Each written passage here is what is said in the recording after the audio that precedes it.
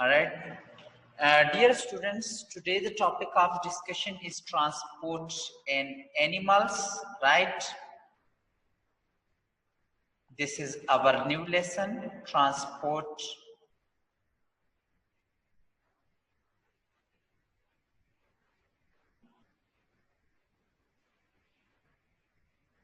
in animals, right? Here we will discuss about humans. So here I will write it here, transport in humans, because most of the thing we will discuss related with humans. Okay. So transport system in human, it consists of two types. One is actually blood circulatory system.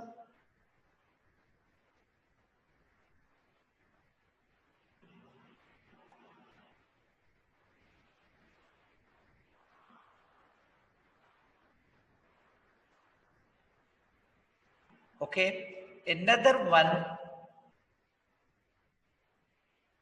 we have lymphatic system.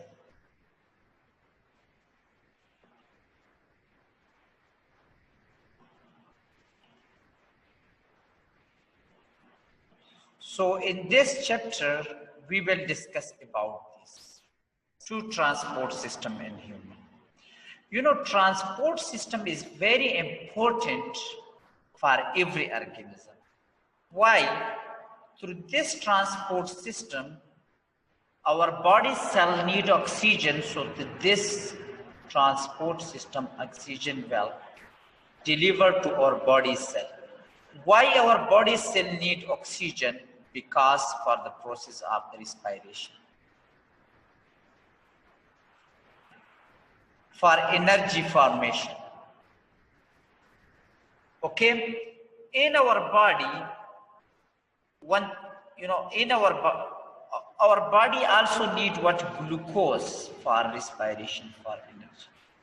That glucose will also reach to your body cell through this transport system for respiration.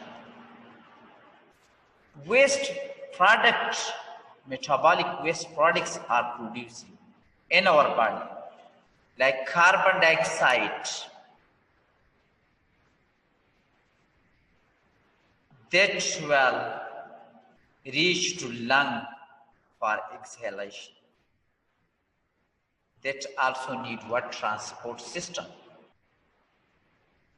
In our body, different other metabolic waste are forming, like urea. That should also reach to kidney, right? So for all these things, transportation, we need transport system. For time being, I will discuss the first part of our lectures will be blood circulatory system. Right now, I will not give touch to this lymphatic system. It also helps in transport of things. But what are the things? When you know circulatory system, then you will be able to know about lymphatic system. What are the things they are transporting in our body? Is it okay? So this transport system in our body consists of what? Heart plus like pump that is pushing these material, right? These material will transported in the form of what? Blood. Means like in blood, in blood it will transport. And this blood will push by special organ called what? Heart. Where this blood, it will definitely in form of pipes that are spread and your body, and that it will move to different parts of our body.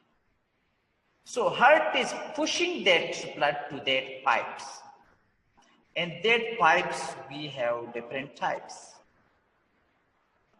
That pipes are actually called blood vessels. And that blood vessels we have types like artery, veins, and capillaries. Capillaries. These are connected with what? With your heart. And that is pushing your blood to all part of our body. For example, this is lung and coming back, going here and there. Right, this lung blood is coming to heart, and from heart it is going to all part of our body through this blood vessel, and then coming back to heart, and then coming back to lungs for oxygenation. So this is the transport system. So in these lectures, we will study each one in detail. Before moving to these things, you should know about, the structure of heart.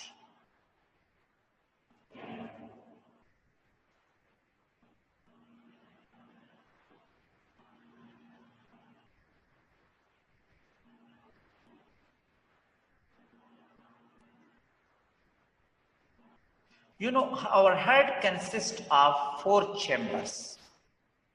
Our heart consists of how many chambers? 4.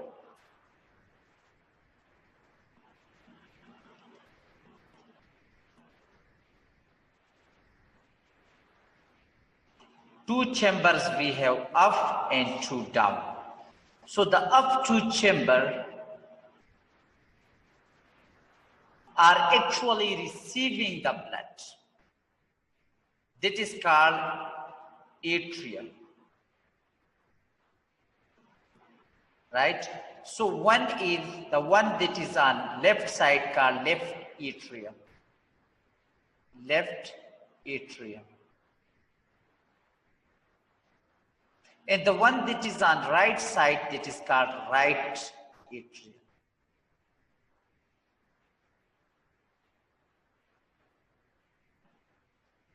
Okay. This downward is called ventricle. These two are called what? Ventricle. So the one left side is called left ventricle. And the one on this side, on right side, is called right ventricle.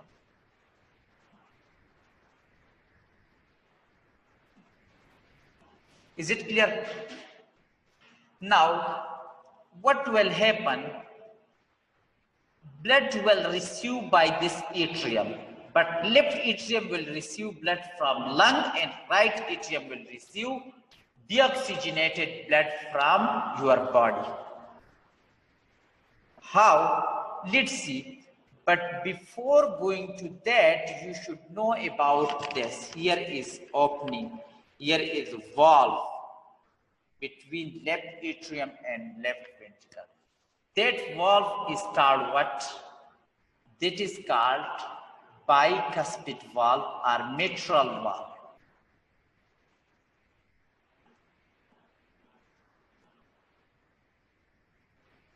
And here, between right atrium and right ventricle, here is a valve called what? Tricuspid valve.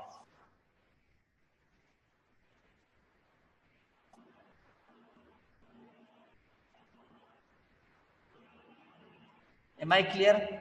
Now, let's see, for example, this is our heart.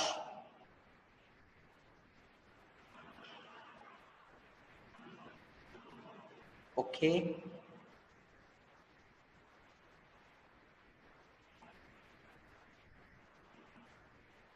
one thing, boys, you should remember left ventricle wall is more thick as compared to right ventricle, because left ventricle is pushing blood at high pressure to all part of our body, while right ventricle only pushing blood to your lungs.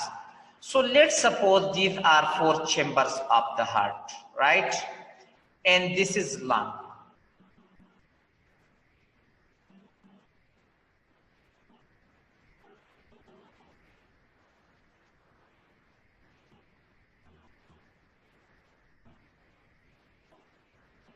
So what will happen? From this lung, blood will come toward where?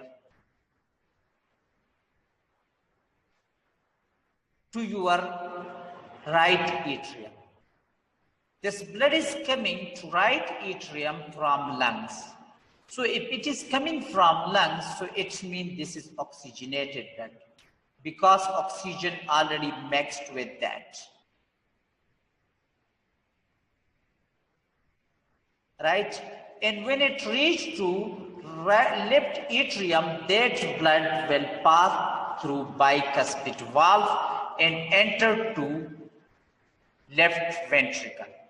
And from left ventricle, that blood will go through all part of your body. Right? It will through a blood vessel. Later on, I will discuss that. And for time being, I will just tell you this is aorta. Through this aorta, it will move to your body parts. Now, when it's moved to your body parts, so that blood will lose oxygen to your cell. It will give oxygen and will take carbon dioxide.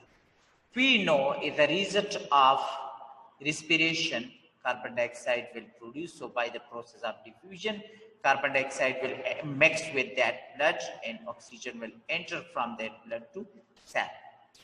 Now, this blood will come back. Now the blood having less oxygen as compared to initial. So this blood is now called deoxygenated blood.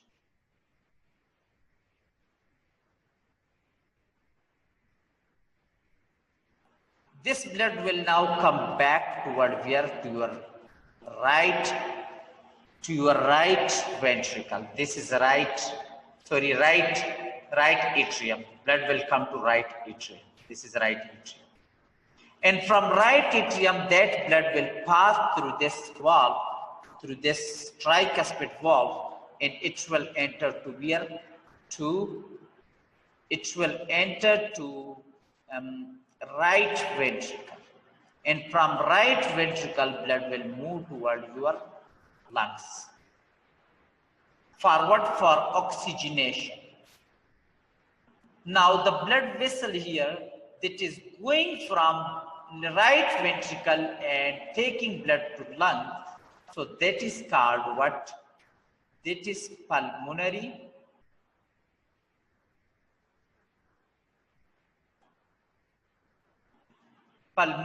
artery.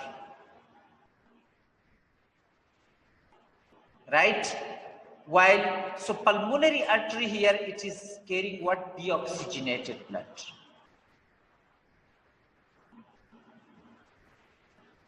Okay, and here, this blood vessel that is taking blood from lung to heart, this is pulmonary vein.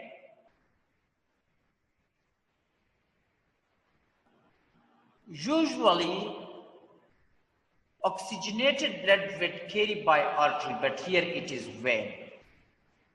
Right? Why?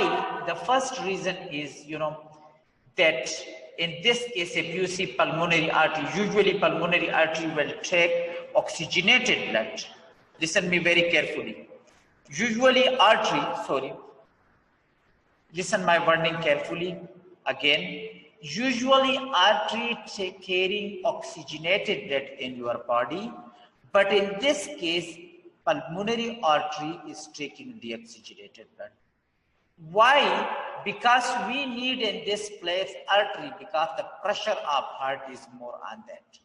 And artery is more strong than vein. One reason is that. Another reason, artery is taking blood away from the heart. And here the blood is going away from the heart to lungs. So these two reasons are. That's why here it is artery. And here pulmonary vein, it's no need of, like here is no pressure, the blood is coming from lung to heart. That's why here is vein, and vein always taking blood to heart. So that's why it is here what? Vein. So this is pulmonary vein. So this is the exceptional case. These two. Am I clear? So if you check here, this consists, now we have two parts. There is one connection we have lung and heart. You can see lung and heart. Blood is coming from lung to heart and then going back to lung.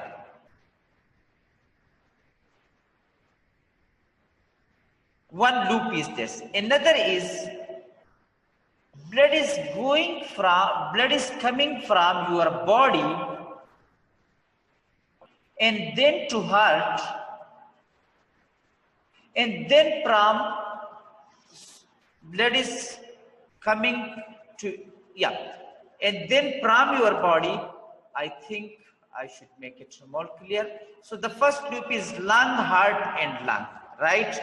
Another loop is body, heart, right, and your body. Correct? It means this is one part of this circulatory system in which there is connection between what? Heart and lung. Lung is giving blood to heart and heart is taking blood from. Lung is giving blood to heart and heart is giving blood to lung. In this case, body is giving blood to heart and heart is giving blood to body. So we have two loops. One is called what? Pulmonary circulation. The one in which heart and lung involved, that is called pulmonary circulation.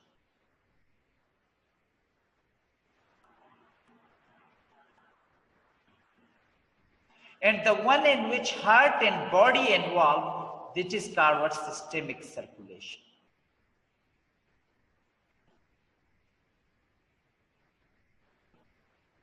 Okay? Now, it means that our circulation consists of two loops, pulmonary and systemic circulation. The connection between the loop that form between lung, heart and lung and the another body, heart and body, right? Now, and you can also say like this, like heart, body and heart, and here lung, heart and again lung, right? Now let's suppose, this is another example please. Let's suppose I consider a cell here. Be with me, this is very important point. So I will change this color so that you see. Let's suppose I consider here a cell, right? That cell, blood cell, red blood cell or any blood cell. So that cell will come from here to heart, and from heart this will go to your whole body, and then by passing through your whole body it will come back to your heart or no? Yes, it will come back to your heart. And from your heart it will go back to lungs, and then it will come back to his position. So this cell is coming back to his position. How much time or how many times this blood cell passed through this heart when it was coming back to his position? when it was completing one circuit. Let me tell you, this blood still come first to heart and then go to body and then come back to heart, and heart push that to lung and that in its own position.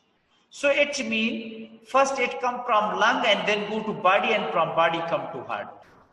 So it means when it is coming back, when it is completing one complete circuit, it's passed through heart twice. That circulatory system in which blood passed through heart twice. Twice mean 2 times. Blood passed through heart twice.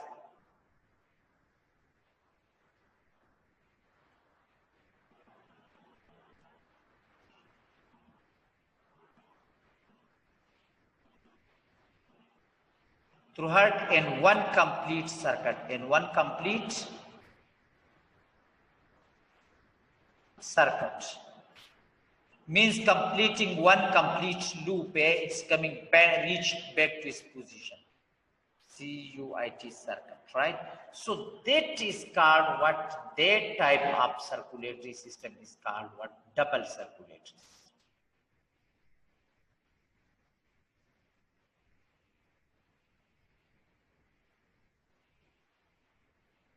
Am I clear? That is called double circulatory system. Is it okay? Now, another one we have single circulatory system. We don't have single, means like in our lecture, single circulatory system.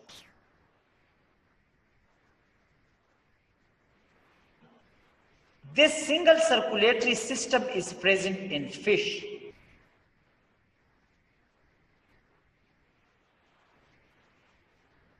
And single circulatory system, blood passing one time through what? Through heart, and completing one complete circuit. Completing one circuit. This point is important. One time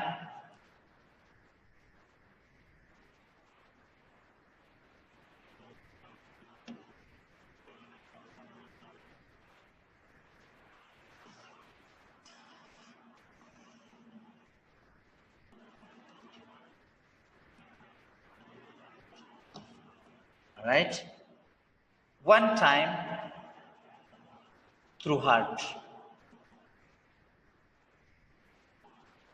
in one complete circuit.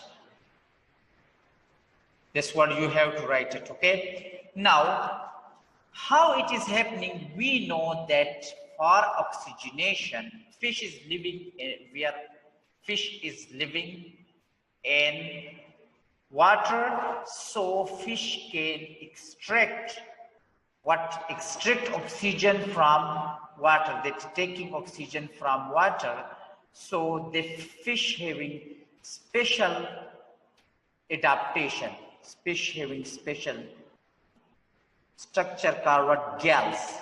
Through this gills, you know, for example, I may not be able to draw very good fish, right?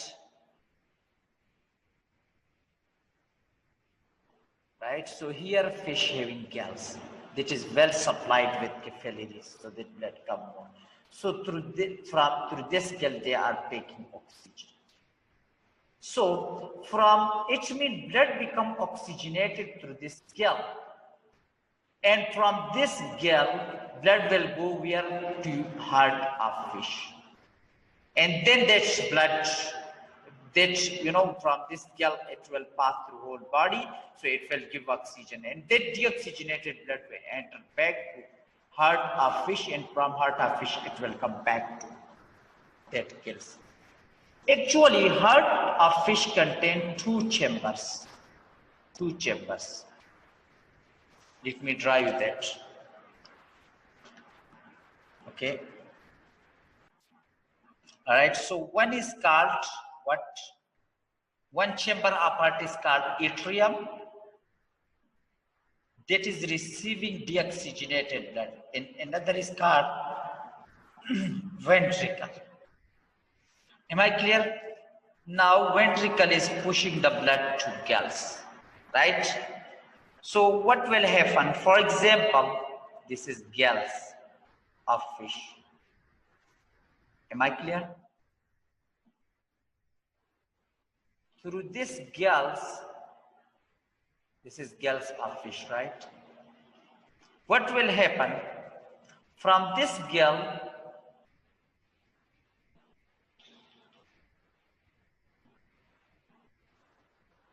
oxygenated blood will move through all part of your fish body, right? Okay, to body. And be with me, boys. When from this gill blood is going through all part of the body, so what will happen? It will lose oxygen. It will lose oxygen, right? When it loses oxygen, right? So deoxygenated blood, I will represent it by that, right? So that deoxygenated blood now moving toward heart, right? So now the deoxygenated blood will enter to heart of fish, right? So this part, for example, this is heart, fish heart, right? This is fish heart. Okay, I told you there are two parts of that heart. One is what? One we have atrium.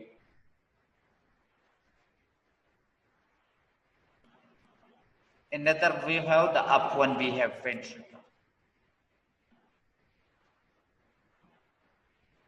So that blood will now, that deoxygenated blood will now enter to heart of fish.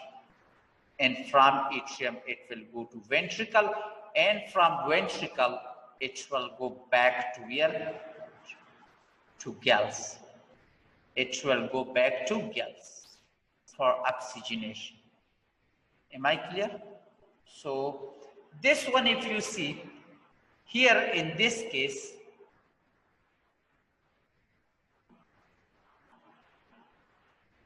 if you check here, let me make this color same, okay? So that deoxygenated blood reach to gills for oxygenation. This part here, actually it lost blood to your body. Sorry, it's become, this is your body. So that's lost oxygen. Now check here.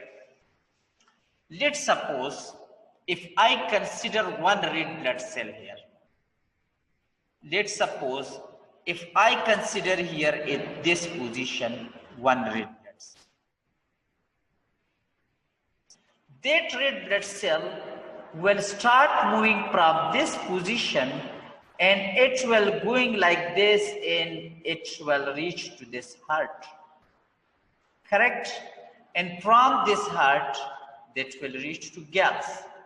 And from that gills, it will reach to back its position. On position back. Red blood cell kept back to its position. So in completing one circuit, how many times this red blood cell passed through this heart? In one complete circuit, only one time. This passed through this heart. One time passed through heart.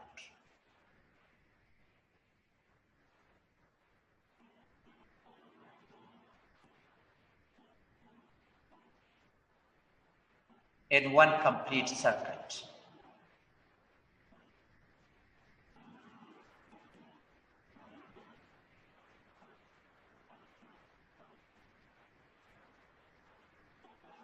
We call this type of circulation in which blood pass one time by completing one time through heart in one complete circuit, single circulatory system.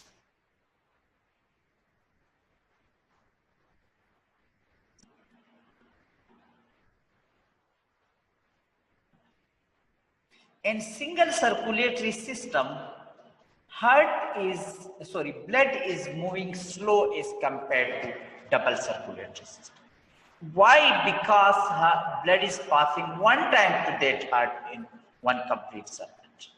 So this single circuit is compared to double circulatory system. Blood is going at slow pressure. It means oxygen and glucose supply is less to the cell is compared to double circulatory system. Double circulatory system pressure is more. Blood pressure is more and more blood reaching to your body cell easily. That is present in large animals.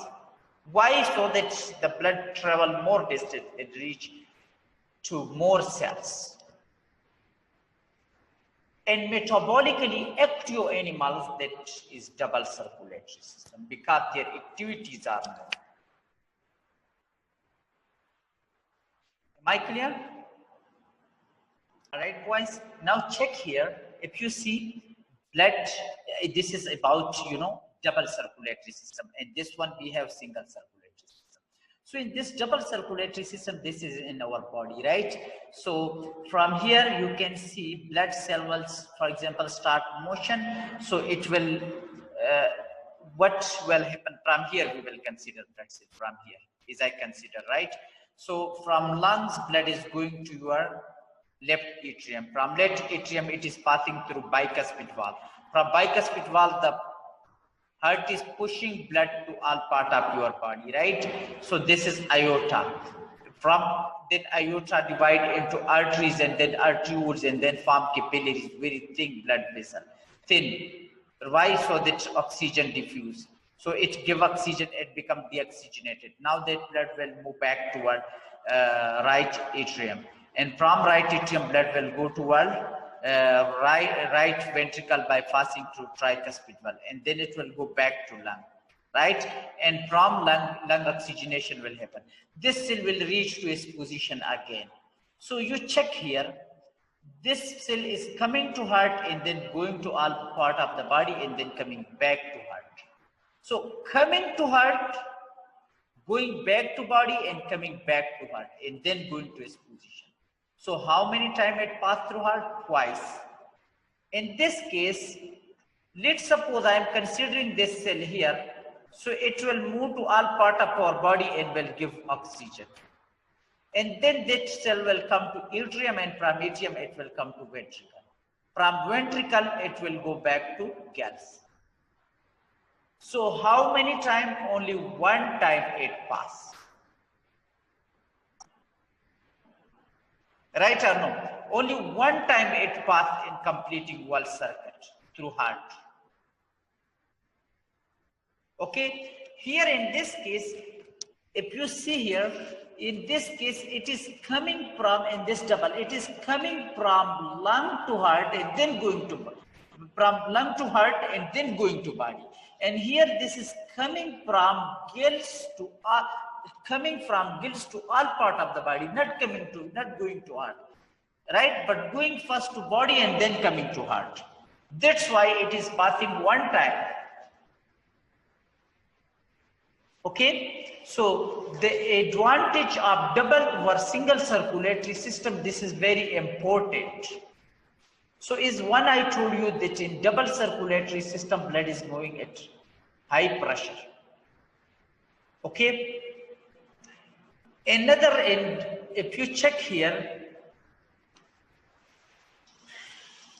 in double circulatory system in heart, you can check here, oxygenated blood is separate from deoxygenated. Okay, but here mixing of that is happening.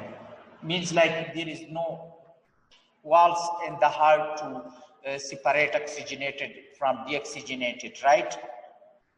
Is it clear? Now, double circulatory system, pulmonary circuit, it's systemic circuit. Pulmonary circuit is the circuit that's that is forming between heart and lungs, while the circuit that is forming between heart and body, that is systemic circulation.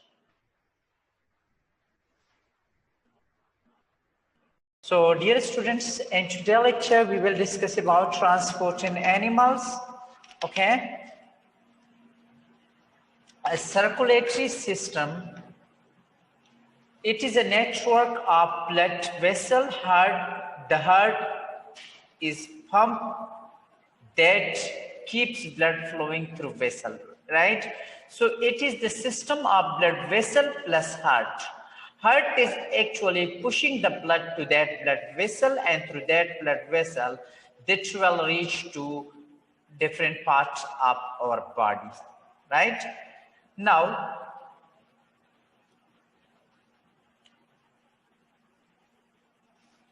valve in the heart and vessel make sure that the blood flow in right direction. Now let's suppose this is your heart, right? So this heart consists of how many chambers? 4, right?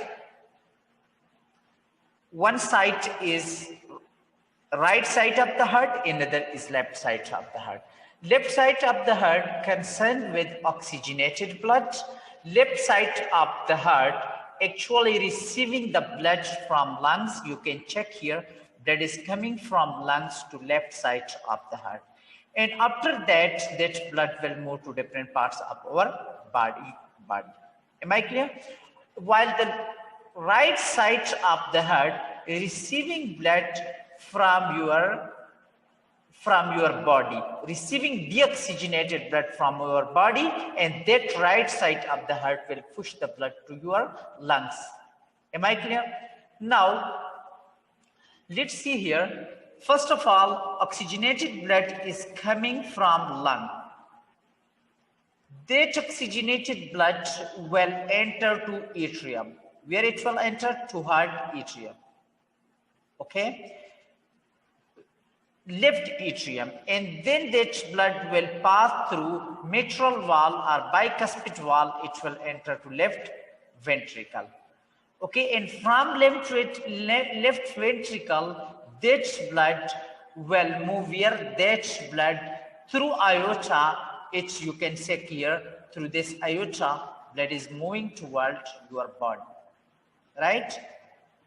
Now, this aorta will divide into what? Arterioles within your body organs, and it will then divide into the first artery, then arterioles, and gradually it will become very thin. That is called what?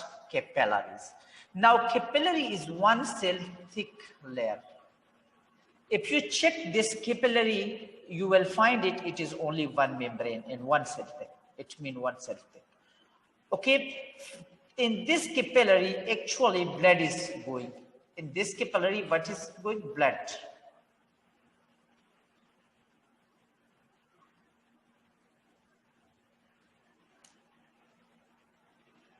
Okay, now, you know, for example, this capillary is in your body, right? So this is one cell thick, and that is red blood cell.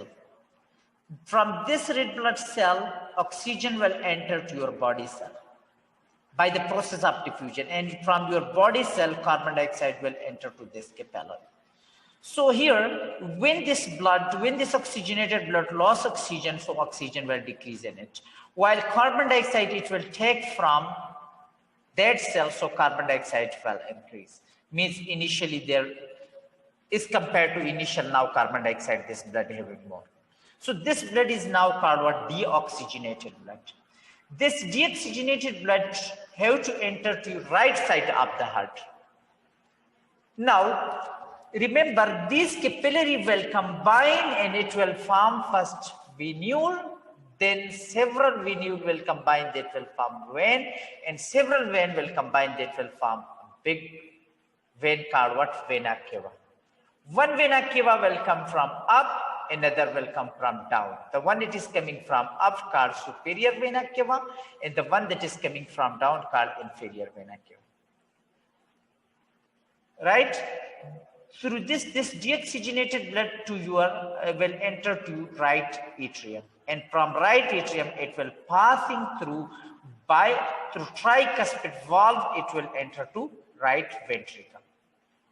Am I clear? And from right ventricle, when right ventricle contract, blood will move here, blood will move through your pulmonary artery here to your lungs. Through pulmonary artery, let me check, this is pulmonary artery, you can see, right? Through pulmonary artery, blood will move to your lungs for oxygenation. It means this is pulmonary artery, and pulmonary artery having what? Pulmonary artery having deoxygenated blood, and the pressure in pulmonary artery is high. Am I clear? While aorta having what? Aorta having oxygenated blood. Remember, aorta having oxygenated blood. But as compared to pulmonary artery, aorta having more pressure because it is taking the blood to all part of your body. Right? Now, if I'm doing comparison of this, if I'm doing comparison of this pulmonary artery with pulmonary vein, this is pulmonary vein that is taking blood from lungs to heart. So pulmonary vein having oxygenated blood and the pressure here is less. Right? Usually artery is taking, vein is taking deoxygenated blood. Right? But here this pulmonary vein is exceptional, it is taking oxygenated blood. Right? Because vein is here is less pressure on vein, and as compared to artery, vein is not strong. That's why we have here artery. Artery is taking deoxygenated blood because heart will push that blood at high pressure to move toward the lungs. That's why here we have what? Here we have, where is artery? Yeah. This is pulmonary artery. You can check. This is taking deoxygenated blood to heart. This is strong is compared to vein, because here vein having no pressure, it's coming from lung, that's having no pressure, coming direct to heart, right? So this is one reason. Another reason is this, that vein is always delivering blood to heart, while artery is taking, like check aorta is taking. So that's why here it is pulmonary vein and there it is pulmonary artery. Am I clear? Now,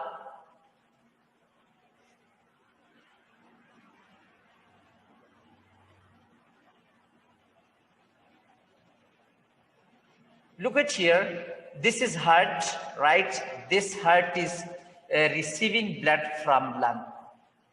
Through what? Through pulmonary vein. It will reach toward heart. Which side of the heart? This side of the heart is called what? This is left side of the heart. It is receiving oxygenated blood. While from this, first it will come to atrium, then ventricle, and from ventricle it will move toward aorta. Am I clear?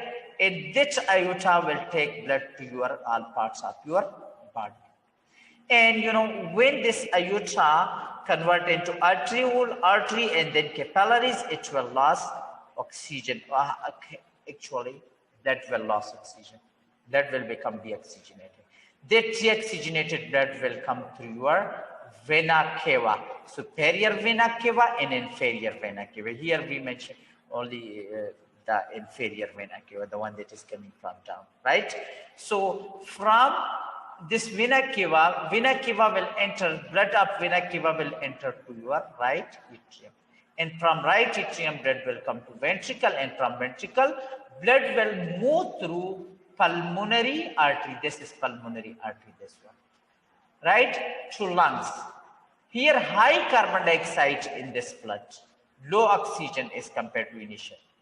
And this blood is high pressure, while this vein, oxygen concentration more, right? And pressure is less on this pulmonary vein. Right? Here, aorta having more oxygen, low carbon dioxide, and pressure is high. right? If you check here, this system is making two circuits. One is pulmonary. Pulmonary is actually when heart is receiving blood from lung and then heart is sending back to lung. So this is pulmonary circuit. Or when heart is pushing the blood to your body and then it is coming back to the heart. So this is systemic circulation. So double circulation consists of these two circuits.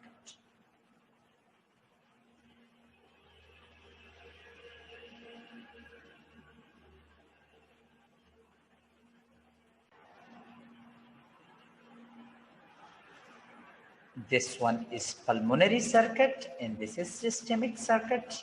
Okay, heart, lung, and lungs, heart, pulmonary. Systemic, heart, body, and body, heart, right?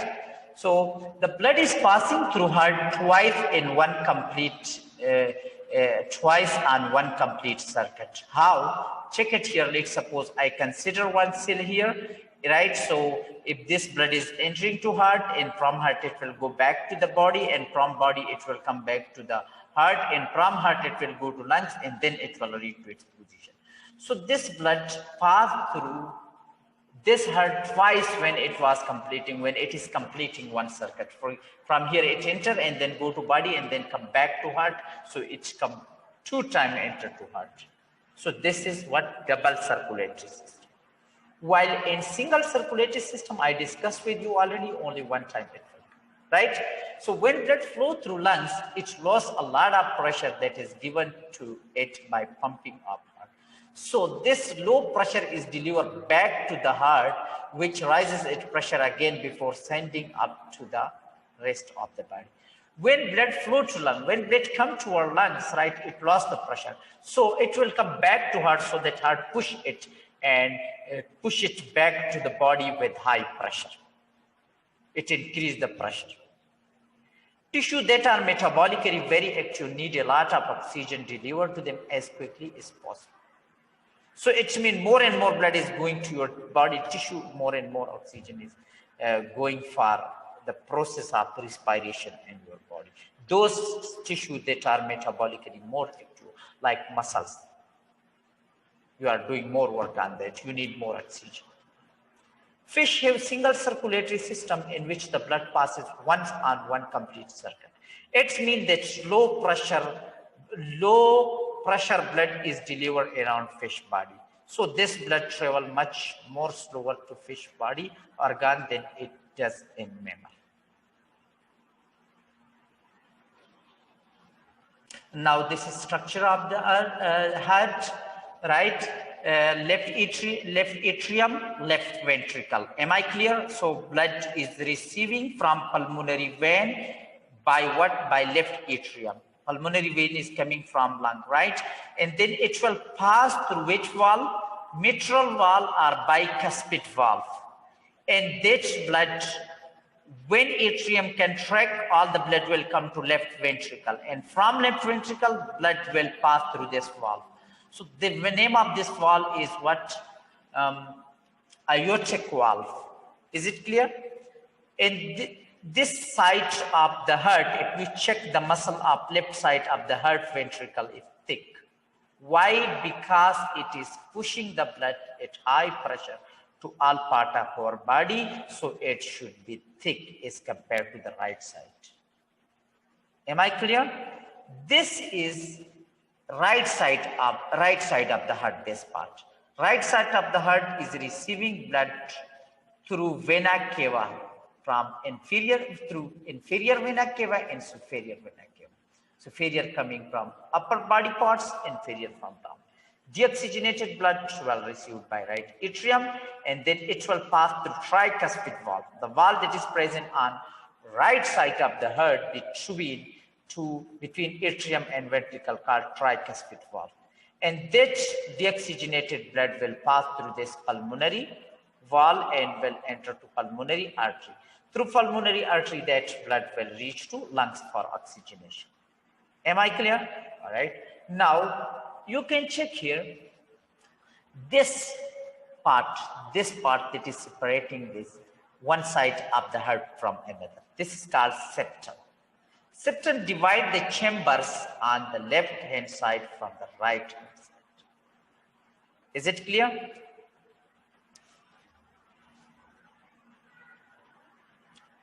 All right, so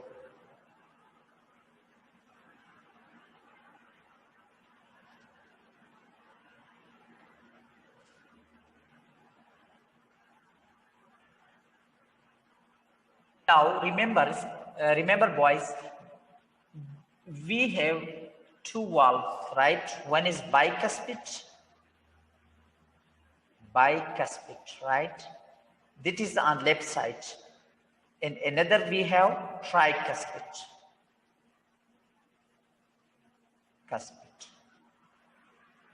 Okay, these two are present between what? Between atrium and ventricle, right? This is atrium and this is ventricle, right? So these two valves are present between them. So that's why these two valves are collectively called atrioventricular valve. Atrioventricular valve, right? While this valve, one is pulmonary valve, right? And this valve is aortic valve. These two are collectively called what? Semilunar. Semilunar valve. Am I clear?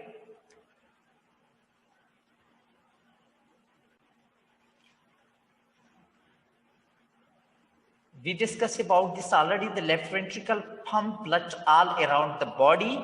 The right ventricle pumps blood to the lungs only.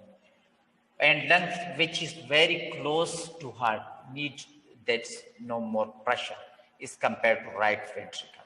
That's why is compared to left ventricle. That's why left ventricle is what? Thick. The left ventricle is especially thick walls of muscle. The blood flowing to the lung and pulmonary artery has much lower pressure than the blood in aorta.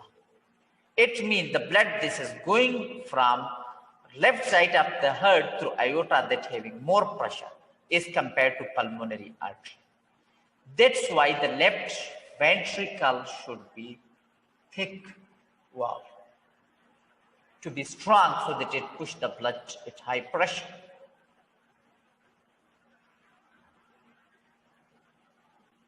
All right, heartbeat. Most people heartbeat about 60 and 75 times a minute when they are resting. A good way to measure the rate of your heartbeat is to take your pulse rate. A pulse is caused by what? It's caused by expansion and relaxation of artery, caused by heart pumping blood through it. When your heart is pumping blood through right, when it is pumping, when it is pushing the blood artery, it will cause expansion of artery. And when it relaxes, the blood pressure will decrease in artery, it will decrease. So you can find your pulse rate wherever there is artery fairly near to your skin, right? Like inside your wrist, you can find from your wrist, right? Or your neck, the place where it is near to the skin, right? So from that we can measure the pulse rate easily, right? Ecg Electrocardiogram record the activity of heart. Okay, how it's recording the activity of heart, boys? Little electrode are struck into the body and the electrical activity in the heart is recorded. Now, this ECG actually, it shows us difference. This ECG, this is graph of ECG. It shows us what is going on in our heart. What is like when heart is contracting, when it is relaxing. So we will study this. Let's see. Before discussing this, you should know about the cardiac cycle. Then you will be able to know about this graph. So let me discuss with you cardiac cycle. Actually, cardiac cycle controlled by what? By pacemaker. It's a patch of muscle in the right atrium. In the right atrium, remember. okay, that control the rate at which the heart beats. It controls the heartbeat rate. The pacemaker sends electrical signal. Mean pacemaker is sending impulse, electric signal through the walls of the heart at regular interval, at specific interval. Okay, it is sending impulse. Okay, now which make the muscle contract, the pacemaker rate change according to need of the body. Pacemaker, the right side of the atrium, it is present here. This is also called what? Sinoatrial node. Sinoatrial node, it's a pitch up muscle. Am I clear? Now, this is sending the signal. This sinoatrial node is what they're doing. That is sending the signal, impulse to heart. And when it sends the signal, at that time heart will contract. Okay. Now, during exercise, when extra oxygen is needed by muscle, the brain sends impulse along the nerves to pacemaker to make heart beat faster. So the signal is decrease in the pH of the blood. The signal is a decrease in the pH of the blood. Means like it depends on pH of the blood. The pH of the blood decrease because more carbon dioxide is produced during respiration. If the pH is decreased, it means your heart should beat fast. Your brain will send signal to this sinoatrial node or pacemaker. Same thing, okay? So heart will start beating, heart will start more beating, and it will pushing more blood to your body. It dissolves in blood forming weak acid. We discussed this already, that carbon dioxide will combine with water to form carbonic acid, and that will make your blood acidic. And then when brain will detect that change, it will send message to this pacemaker that will increase blood rate.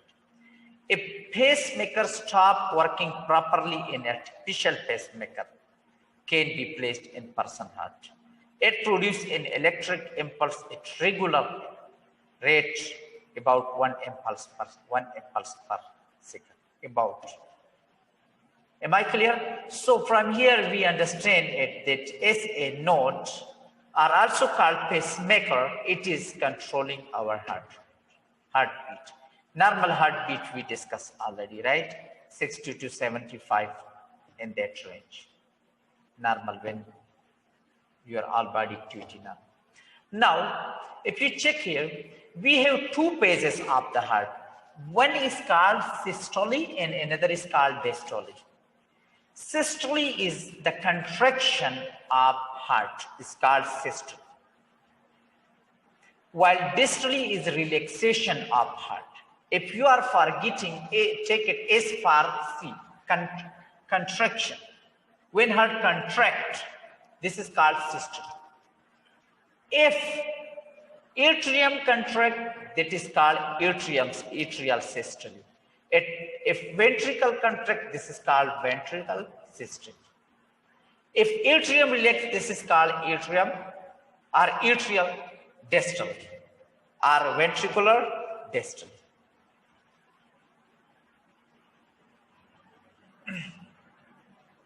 All right. Now, atrioventricular valve we discussed, but you should remember the function of these valves, bicuspid and tricuspid valve. What's the function of this? It stops the backflow of blood. For example, if blood comes from this atrium toward this ventricle. So when this ventricle is pushing the blood to aorta, what will happen? This valve, this mitral valve will close because of the pressure of the heart, the blood in this way. This will close. When it closes, the blood can't go back to atrium, but it will move toward what? Aorta. So what is the function of this valve, atrioventricular valve? It ensures the one-way movement or the unidirection flow of blood. It prevents the backflow of blood. Am I clear? So once again, listen. For example, this is your atria and this is your ventricle, right? This valve is here. So when blood move from this, let me make it a little bit more large so that you see it. For example, this is your atrium, right? And here this is valve. So the blood will come from atrium to this valve here to ventricle, right? When atrium contract, when atrium distally, systole, sorry. So when the blood reach to ventricle, now it is the time for ventricle to contract. So when it is contracting, this blood will push this valve back, it will close. So the blood can go back to atrium. But only this blood will pass through which valve? This will only pass through aortic valve, right? If it is left side, it will pass through aortic valve and blood will move to aorta, right? Remember one thing, boys. Now, if you check here, this blood, this valve will close. When this close, when ventricle contract, this mitral valve will close. Which valve will open? Aortic valve will open on left side of the heart. Am I clear? At the same time, right side of ventricle will contract. When right side of the ventricle contract, so what will happen? Which valve will open when ventricle contract? Pulmonary valve will open while tricuspid valve will close. I hope it is clear. Once again, listen. When ventricle contract, atrioventricular valves will close. It means bicuspid valve and tricuspid valve will close. Which valve will open? Semilunar valves will open. It means pulmonary valves and aortic valves will open at that time when ventricle is contracting, right? When atrium is contracting, during atrium systole, which valve will open?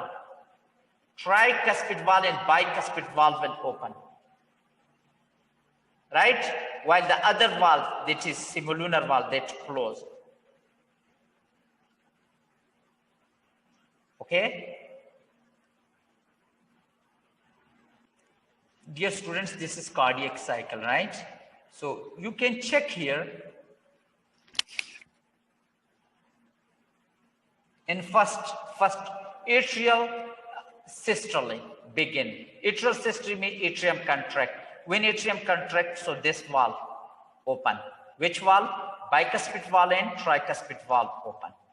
Blood came here, and now blood will reach toward what ventricle? So this ventricle will fill complete. When this ventricle fill, it means ventricular systole will start. What will start? Ventricular systole will start. When ventricular systole start, ventricular systole means ventricle contraction. So which valve will close? This valve will close. Mitral valve and tricuspid valve close, right? Or no? Yes, it will close. Why it close? Because of the pressure of this blood in this ventricle. So it will take this valve to close. But this valve can open because this valve position about this aortic valve, and that when it will open, when ventricle contract, so this valve will go back to its position while this valve shape is like this check. This I'm talking about this aortic valve. It is like this. So this blood can move easily toward aorta. It means this valve will open. One valve, this is like shape is like this, so it will go back to its position. So this will close and tricuspid will close because of the pressure of the blood. While this semilunar valves, aortic and what is this valve? A pulmonary valve, it will open and blood will now move toward what? To your aorta and pulmonary artery. Am I clear? So this time it is ventricular systole. Ventricular systole. Now it is the time for ventricle to relax. Ventricular dystole. So ventricular dystole is happening. So what will happen at that time? Ventricular dystole, ventricle will relax. When ventricle is relaxing, so semilunar valve will close and blood flow atrium will start. Semilunar valve will close. It means bicuspid valve and tricuspid valve will open. Now again blood will fill this ventricle and again ventricular dystole. This is late ventricular dystole. Chamber relax and blood fill ventricle face value. It means that at this time, remember boys, At this time, the blood at this time, heart and ventricle is now what heart and atrium is now in relaxed position. Just blood is coming from lung and then going directly going to the ventricle. But when approximately like up to here, this blood filled this heart, so then when the remaining blood are up to here like this, it depends how much the exact thing, like it's like when it fell peacefully up to some extent. After that, that ventricle will contract and that will push the remaining blood toward the ventricle. Right? Now, if you see here, boys, if you check it here, boys, this part of the heart, this, in ECG graph, this P show us what? P show us atrium depolarization. Remember, boy, depolarization means atrium contraction. Keep it in mind. Atrium systole. This P show us. When atrium is contracting, so EC, it's just like current is passing. So the ECG machine needle will little bit fluctuate. When it fluctuates, it will make what? P wave, right? And when ventricle is contracting, so this ventricle, you check, this is more muscle. So when that current come towards from atrium, it have to move toward ventricle. So at that time, this is the time for ventricle depolarization. Ventricle depolarization means ventricle systole. Ventricle systole. So ventricle systole, now this current or this impulse will traveling through this ventricle. So at that time, ECG needle will fluctuate more. It will go like the current when is passing. So it is actually galvanometer. ECG machine principle is galvanometer, right? So this needle will fluctuate more up and down like this because current is passing through. So ECG machine will detect Q. This wave of ECG graph shows us QR is complex. This shows us contraction of ventricle. Am I clear? Now, when all the ventricle is fully polarized, means fully depolarized, current is full. So at that time, this will come like flying because no, it's already depolarized. No current is losing. Now, when it is losing current, when the ion is going back from the cell, when it is losing current, so ECG needle will fluctuate again and that will detect what? T wave. It will make T wave. Why this T wave made? Because of ventricle repolarization. Listen me very carefully at this point. Let's suppose, first of all, this is atrium, right? So when atrium contract, so galvanometer or that ECG needle fluctuate because current is moving through this upper part of atrium. Ion is entering to cell. Now, when that impulse enter to ventricle, so what will happen? This ventricle will start contract. Now, ventricle, this is huge mass, right? It's are more, so that current, it will galvanometer needle will fluctuate more, and it will form what? QRS complex. Now, in this stage, in this line, when it becomes straight, why it becomes straight? Because that this ventricle is, all the cells are fully polarized, fully depolarized. No current is going out and in. So at that time, ECG machine needle can't detect that flow of current. It remains silent, straight line. But definitely, this ventricle have to relax back. When it is relaxing, it means it will lose impulse. It will lose that ions. This current is actually flow of sodium and potassium ion. So when it is losing current, when it is losing ion, so it means it is also the flow, but still is losing. But for the this ECG machine, it means that some activity is going on. So it will detect that loss of current, and it will form what? T wave. It will form what? T wave. T wave form because of ventricular depolarization. This needle is just like, this is a needle, okay, and this having ink on this needle, right? On this point. So when atrium contract, right? So what will happen? This needle will fluctuate because of the flow of impulse, right? Or because of the flow of that ions. So when it fluctuates, it will form what? P waves. Now the current, that impulse will pass through our ventricle. So it is the time for ventricle to what? To contract, while atrium will relax. Atrium relaxation is not measuring by ECG. So this QRS complex is formed because of what? Because of ventricle contraction. Now it's the time for ventricle contraction. When it is fully depolarized, all ions, now it is fully depolarized, right? So it means no flow of current is now happening. That's why this straight line will form, right? And now if you check here, this T wave will form when this ventricle is relaxing. When it is relaxing, it is losing current. When it is relaxing, so that needle will again fluctuate and it will form what? T wave. Now you can ask from me that this it is ventricular repolarization, means ventricular relaxation or dystole.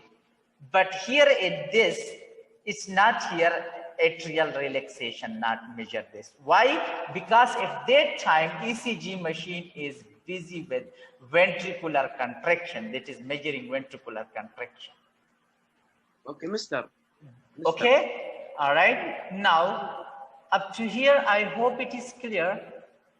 Mister. This is just like this, that its needle having ink and down paper is going. So when this needle is fluctuating, it will make like layers on that paper. Am I clear? System consists of the following components: the sinoatrial node, or SA node, located in the right atrium near the entrance of the superior vena cava. This is the natural pacemaker of the heart. It initiates all heartbeat and determines heart rate. Electrical impulses from the SA node spread throughout both atria and stimulate them to contract. The Atrioventricular Node, or AV node, located on the other side of the right atrium, near the AV valve. The AV node serves as electrical gateway to the ventricles. It delays the passage of electrical impulses to the ventricles. This delay is to ensure that the atria have ejected all the blood into the ventricles before the ventricles contract. The AV node receives signals from the SA node and passes them onto the atrioventricular bundle, AV bundle, or bundle of His. This bundle is then divided into right and left bundle branches, which conduct the impulses toward the apex of the heart. The signals are then passed onto Purkinje fibers, turning upward and spreading throughout the ventricular myocardium. Electrical activities of the heart can be recorded in the form of electrocardiogram, ECG, or EKG. An ECG is a composite recording of all the action potentials produced by the nodes and the cells of the myocardium. Each wave or segment of the ECG corresponds to a certain event of the cardiac electrical cycle. When the atria are full of blood, the SA node fires. Electrical signals spread throughout the atria and cause them to depolarize. This is represented by the P wave on the ECG. Atrial contraction, or atrial systole, starts about 100 milliseconds after the P wave begins. The PQ segment represents the time the signals travel from the SA node to the AV node. The QRS complex marks the firing of the AV node and represents ventricular depolarization. Q wave corresponds to depolarization of the interventricular septum. R wave is produced by depolarization of the main mass of the ventricles. S wave represents the last phase of ventricular depolarization at the base of the heart. Atrial repolarization also occurs during this time, but the signal is obscured by the large QRS complex. The ST segment reflects the plateau in the myocardial action potential. This is when the ventricles contract and pump blood. The T wave represents ventricular repolarization immediately before ventricular relaxation or ventricular diastole. Is now relaxing. The cycle repeats itself with every heartbeat. Relaxation will form what? T wave.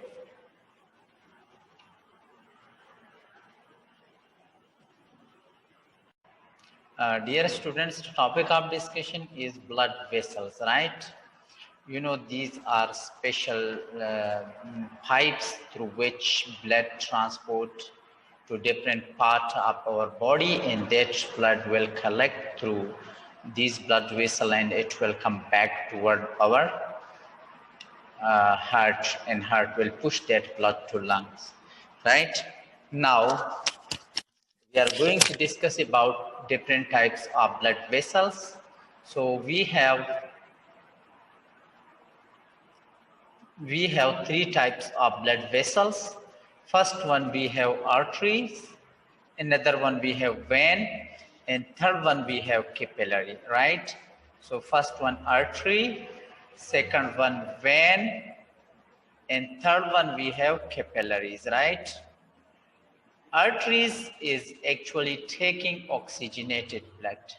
Artery is actually taking blood away from the heart, right? So here, you know, arteries taking oxygenated blood away from the heart to all part of our body. While there is one artery, the name of that is pulmonary artery, that is taking deoxygenated blood away from the heart, right? So simply I will tell you, arteries are those blood vessels that are taking blood away from heart. Am I clear? Now, arteries will subdivide into arterioles, and then it will subdivide. Subdivide means it will become more thin. And that small thin structure or thin blood vessel is called what? Capillaries, right? Arteries divide again and again and form tiny vessel called capillaries. These capillaries are thin, right? The wall of this capillary thin. Why? So that from this oxygenated blood that came from artery, so from that, you know, oxygen will enter to body cell, right? All right. Now, after when it lost oxygen, right, that blood will become deoxygenated, and that capillary will unite, and that will form what? That capillary gradually join up with one another and to form what? Large vessel called vein. Am I clear? The capillaries gradually join up with one another, form large vessel called veins.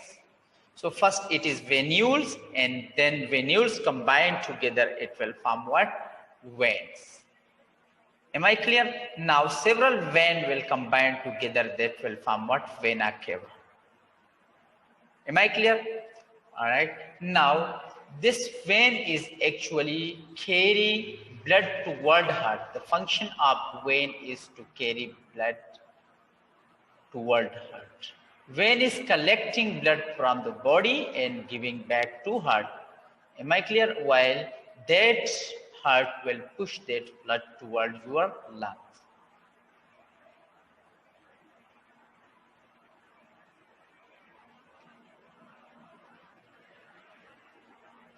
Now, first one we will discuss about arteries, right?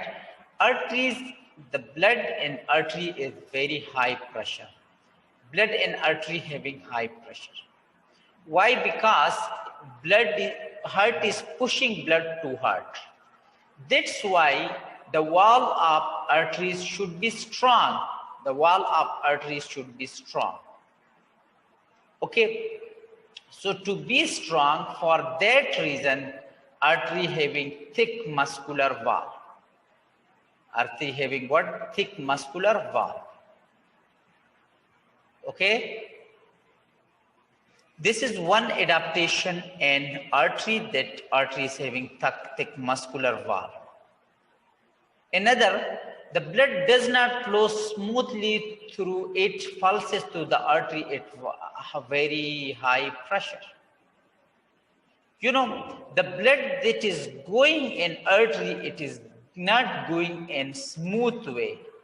It means that it is not going like very smoothly, but it is going through pulses. Pulses mean contraction and relaxation of that artery is happening. Definitely when heart is contracting, it will push the blood to arteries. At that time, artery will contract. And when heart relax, so the pressure of heart on artery will decrease. So the artery will now what?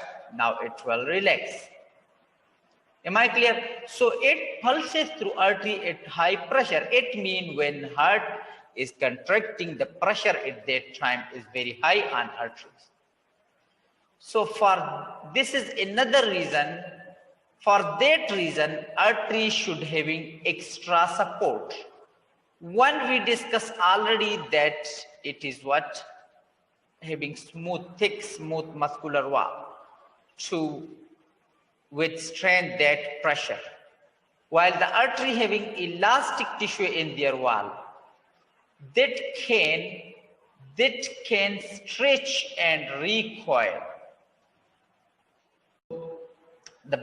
When blood is moving through this artery and pulses, right, to contract, relax, right, at that time it is high pressure, right? So artery need what? Elastic tissue. Artery having elastic tissue in their wall, which can stretch and recoil with the force of blood. When blood is going and pulses, right, like one side can relax, another contract, one contract, another relax. And this way, this is called pulses. So for this stretching and recoiling, right, that is happening with the force of blood, for that in our artery there is elastic tissue that help to make the flow of blood smoother.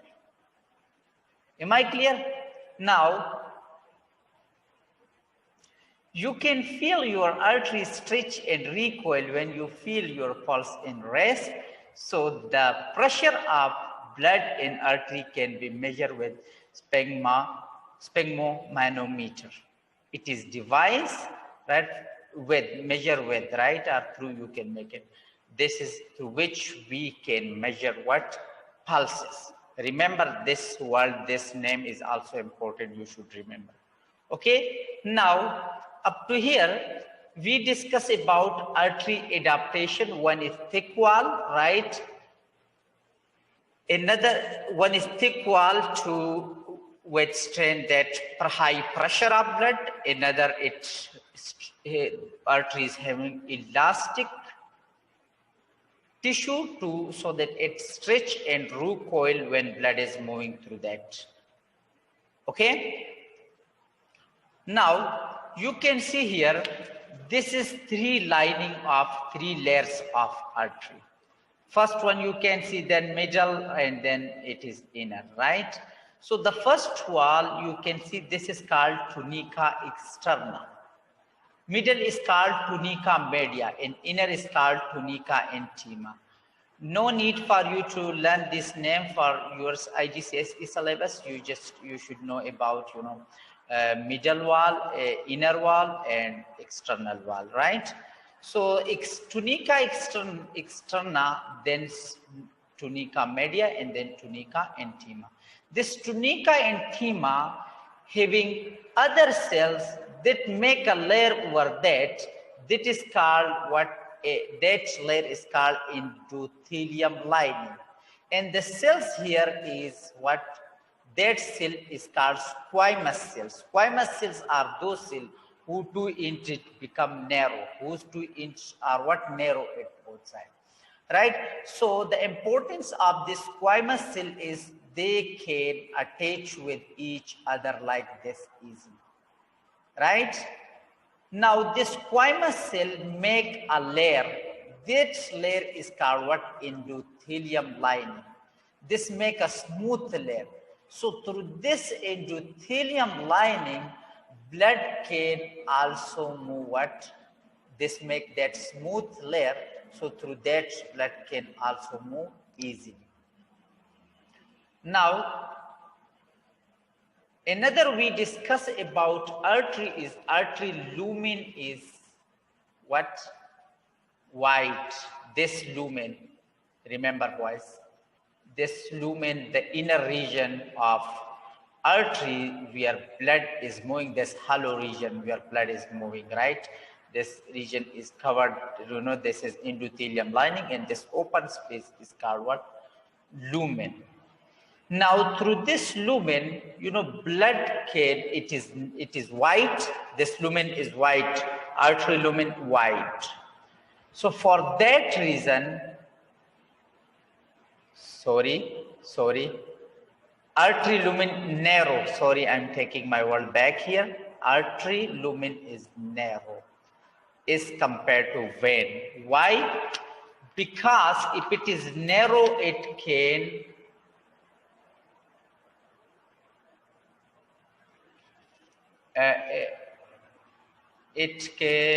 yet let me think, yes, it is narrow so that it maintains blood pressure. If you know water is moving through a pipe and that pipe is narrow, so that blood can move through that at high pressure.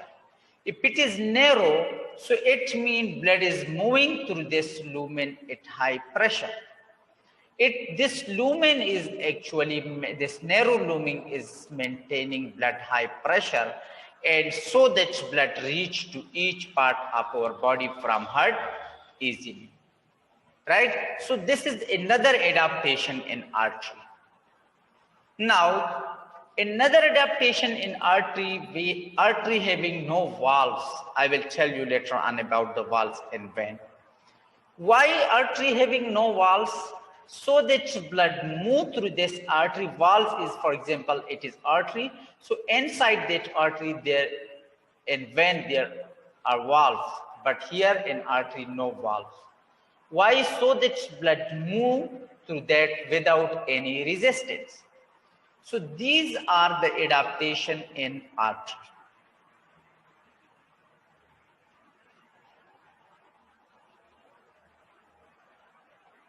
Another one we have vein, right? Is compared to artery, vein having thin valve, right? Why vein having thin valve? So because in vein blood pressure is less. It's far away from heart. Am I clear? Now, in vein there is what? Valves. This valve actually prevents the backflow of blood. Vein having valves and then to stop the blood flowing backward. Right? When blood crosses it cannot come back. That's why the blood is going through vein. Am I clear? Another adaptation of artery having large lumen. This large lumen, vein having large lumen. This vein, large lumen, help so that the blood move without any resistance. Because here blood pressure is less. Without any resistance, blood will move if it is wide. Okay? Now, sometime question is coming from an exam paper that from leg region, blood coming toward heart, how? Through vein, how it is coming?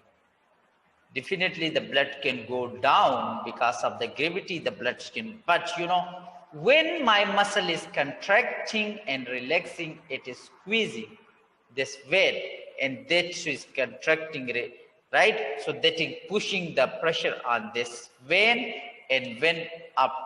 Through because of contraction and relaxation of your muscle, that blood will move in your vein. One is this, because of contraction and relaxation of your muscle. Another is this valve also move. Once it crosses the valve, it can't back. The blood can't come back. So because of that, these two regions, blood is moving through vein toward our heart.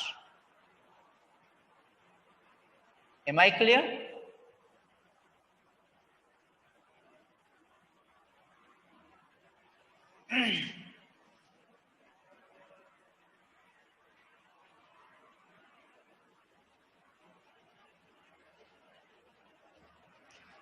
This, if you check here, this is the cross section of vein, right? So that vein having valve that's closed right now. This picture, you can see valve open. In three layer, tunica adventitia, tunica media, the muscular wall, right, is compared to artery that having less muscle. In tunica infima, you can also know like this outer layer, middle and innermost layer of vein.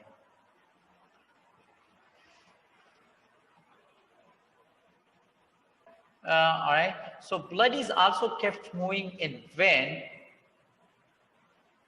by contraction of muscle around them. In the leg, it's blood squeezed by leg muscle when you walk, right? You can check here this muscle, right? Muscle contract to push blood toward your heart, right? And this is valve that prevent backflow of blood. This valve, once the blood passed it, it can't go back because that valve will close. Am I clear? Now, if a person is confined to bed for a long time, there is a danger that the blood and vein will not be kept moving because it is going through contraction of muscle. But if you remain for a long time in bed, a clot may form, and that's called thrombosis. If the clot is carried to lungs, it could get stuck in arterioles, and that is called pulmonary embolism. And it may prevent the circulation reaching part of the blood. All right. I hope up to here this is clear. Now capillaries, right? Capillaries are one thick, the wall of capillary one cell thick, right? Why it is one cell thick? So that oxygen diffuse through this easily to your near cells. Let's suppose blood is coming from artery to this capillaries, so right? So capillary having narrow lumen, right? Only one red blood cell at a time can pass through that. And what is the reason of that? So that this red blood cell near to tissue and oxygen near to your cell, so that oxygen diffuse to that easily. One is that, right? Another, we have capillary one cell thick. The wall of capillary, this wall is one cell thick. Why? So that oxygen diffuse through that. If, like one cell thick mean like this, you can see one cell that make the wall of capillary. One cell thick, it means it is not thin. So oxygen can diffuse to cell easily, nutrients can diffuse to cell easily. Right? Now, the function of capillary is to take nutrients and oxygen and other material to the cell and to take waste away their waste material. Their waste material means cell-based material. Right? Like carbon dioxide is waste material. It is going from cell and mixing with blood. When it mixes with blood, we call that blood deoxygenated blood. Right? For that reason, for the process of diffusion that is happening for oxygen and carbon dioxide exchange, so that wall should be thin. Okay? Thin endothelium cell wall on only one cell thick. I hope this is clear. So that deoxygenated blood, now it is moving through vein, right, to your heart. So vein will become vena cava, and that through that vena cava it will enter to your heart, right?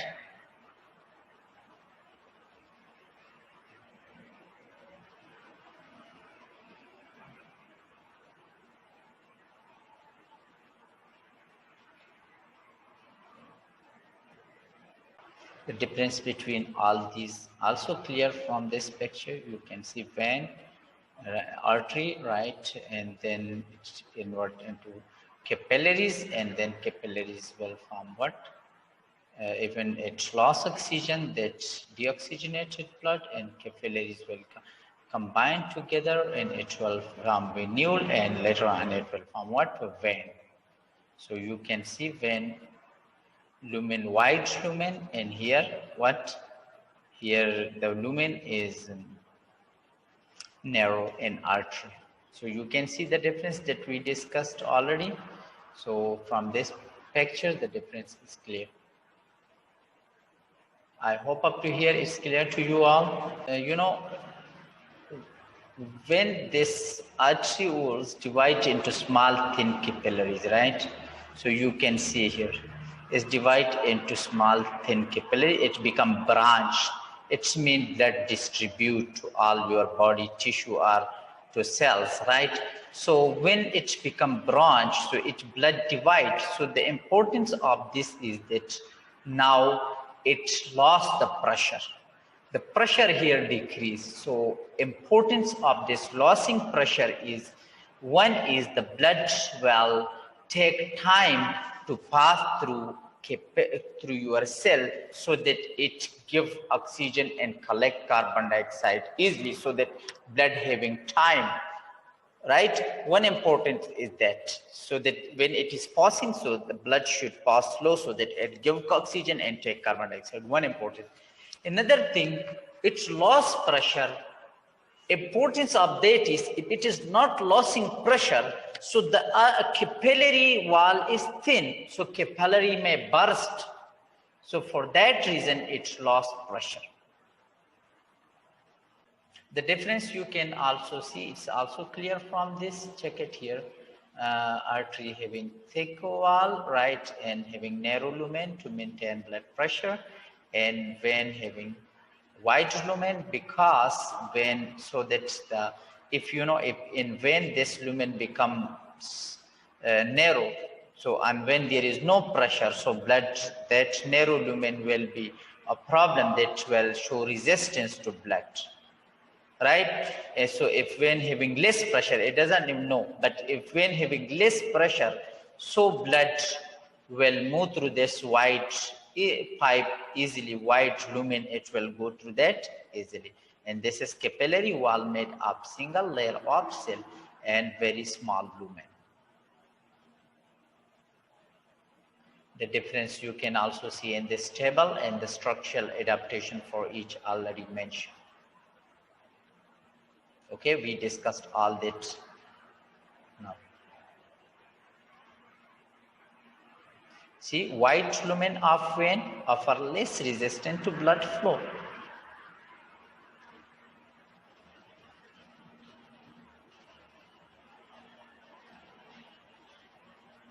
All right, so these are different type of blood vessels, right? That is classified on the basis of organ to which it is transporting blood, right? So the first one we have, you know, pulmonary vein, right? So pulmonary vein is actually taking what, unlike other vein, like it's not working like other vein is taking deoxygenated, but this pulmonary vein is taking oxygenated blood, right, from heart, right, from lungs to heart. It is the highest oxygen and lowest carbon dioxide concentration in circulation. This one is pulmonary vein, taking blood from lung to heart, right? That blood is oxygenated. While pulmonary vein, pulmonary artery, this one, pulmonary artery. check it here, this one pulmonary artery, right? That is taking deoxygenated blood from heart to lung. It's high pressure. Unlike other artery is taking oxygenated blood, but this pulmonary artery is taking deoxygenated, right? Aorta, the main artery of the body, supplies oxygenated blood at high pressure to the organs and tissue of body. Aorta, this is going from where? This is going from left atrium, right, of your heart, and it is taking oxygenated blood to all part of your body. Am I clear? Hepatic artery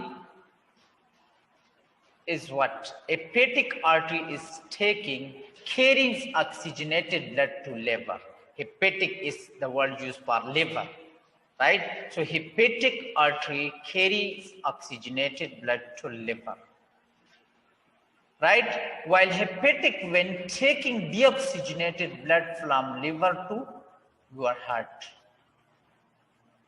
right? Hepatic vein return blood with a regulated optimum concentration of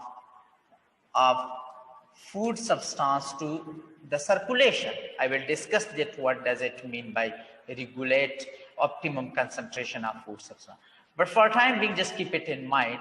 This hepatic vein is taking deoxygenated blood from liver to heart, and that having food. Why that having food? Because liver and digestive system is connected through another vein, and that vein is called hepatic portal vein, that carries blood containing variable amount of absorbed products of digestion from digestive system to liver. This hepatic portal vein is absorbing blood from your digestive system, this hepatic portal vein, and it is taking the absorbed food is going through hepatic portal vein to liver, right? And from liver, after metabolic reactions, that food will move through your hepatic vein to heart, and then heart will push that blood for oxygenation, and after oxygenation in lung, right, so that blood will go back to heart, and heart will push that, so that that blood containing food should reach to all parts of your body. Am I clear? Renal artery carries oxygenated blood with high concentration of urea to kidney. Carry oxygenated blood with high concentration of urea. Urea is waste product that produced is a result of deamination of amino acid. Now blood that is going to kidney that having waste, but oxygen concentration is more. Am I clear? Now in kidney that waste will removed, because kidney is making urine. In form of urine, it will excrete. So this urea concentration will reduce. See, remember this point is important. Why urea concentration is reduced? When blood is leaving kidney, urea is less. Why urea reduced? Because kidney filter that blood. Am I clear? So kidney filter that blood, because of that urea concentration reduced.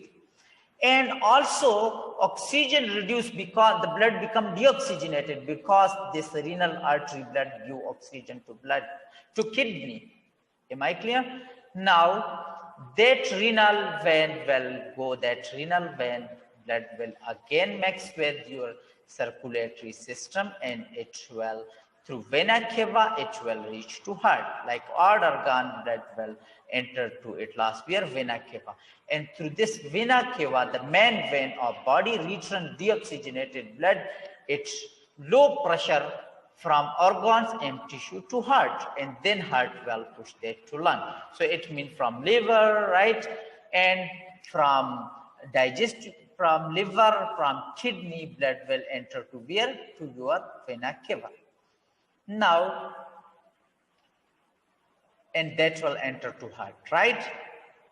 Another one, let me discuss, right? This is pulmonary artery. We discussed already. So I think all of this we discussed. All right.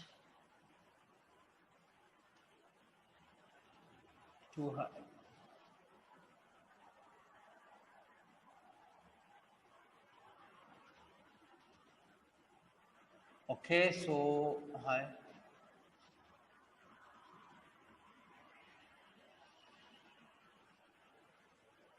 Right, so I hope up to here this is clear to you all. So we discuss all this. Okay, what we need. So we discuss all that. Okay. If you're having any question up to here, you can ask.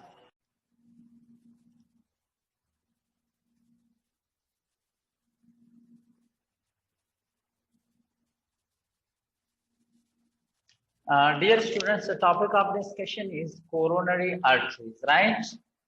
Coronary arteries actually supply blood to heart muscle, right? On the outside of heart, you know, like it's mean in heart muscle, what spirit or special arteries function of that is to supply what to supply blood to heart muscle. Okay. Now the heart muscle contract and relax. What? Heart muscle contract and relax regularly. It need constantly nutrients and oxygen. So the coronary artery supply that. Am I clear? Now the muscle of the heart are thick, or we can say it contract very rapidly. So nutrients and oxygen and blood inside the heart would not be able to diffuse to all the muscles quickly enough. Right? So that needs, our heart muscle need more oxygen and more nutrient glucose for its construction. So for that reason, heart having supply of what? Coronary arteries. That is supplying all this. Okay, now see, if coronary arteries get blocked, the heart muscle run short of oxygen. When it runs short of oxygen, so we know that oxygen need forward for the process of respiration to produce energy. So cardiac muscle can't respire, so it can't obtain energy for contraction. So heart will stop beating, and that is called cardiac arrest or cardiac attack. You can check here, this is coronary arteries, you can see, right? This one. All right. This one. So this is normal coronary artery, we took it here, normal, right? While this is disease artery, artery narrow by arteriosclerosis, the condition in which fat accumulate in your artery. Fatty fleck, the yellow color you can see. This is called what? Arteriosclerosis. So because of this blockage, what can happen? Coronary heart disease can happen. The blockage of coronary arteries is called what? Coronary heart disease. It is very common cause of illness and death. It can lead to what? Death. Now, what are the reasons or what are the factors that increase the risk of getting coronary heart disease? CHD. The first one is smoking cigarette. Nicotine and other component of smoke can increase the risk of coronary heart disease. So prevention for that is stop smoking. A diet rich in animal fats. Animal fats are solid fats. So that can block our coronary artery. So we should use oil, plant oil. instead of animal fat. Oils from plants and fish can help to prevent CHD. Eat fast food in moderation. Don't eat much fast food. That's also not good. Right? Here you can see that fats from saturated, those fats that's coming from animal card saturated fat that are solid at room temperature. So that can block easily your coronary artery. While plant oil or oil that is liquid, so there is less chances to block coronary artery. Obesity. When a person's size increase more than normal, right? So this is also one of the factors that can contribute to CHD. So keep your body at suitable weight and take plenty of exercise. Is exercise decrease blood pressure and his feel good mood? So it is increasing blood pressure. So if it is increasing blood, it is decreasing blood pressure. So it means there is less chances to damage the coronary artery by blood. Another one, stress. Find way. Stress is also one of the major things that can contribute to coronary heart disease. So find ways to manage stress and genes, right? So here genes also also they found it is genetical. So genetical can be like very difficult to control, but try to reduce the other risk factor by having a healthy lifestyle. So in that case, we should try, if we know that this disease in our family, so we should strictly follow these measures, like healthy diet, smoking, avoid smoking, obesity, avoid to be obesity, or to avoid stress, so that the chances of getting that disease in the or the expression of that gene decrease. Right? All right. So while people who are thought to be at high risk of developing CHD may be prescribed a type of drug called statin that reduce cholesterol level in blood. That is reducing what? Cholesterol level in blood. Okay. So boys, before going to another topic or other about treatment of CHD, okay, you should note this. Actually wrap around the heart, right, and supply oxygen and nutrients to your heart muscle. Like it's supplying glucose for the process of respiration.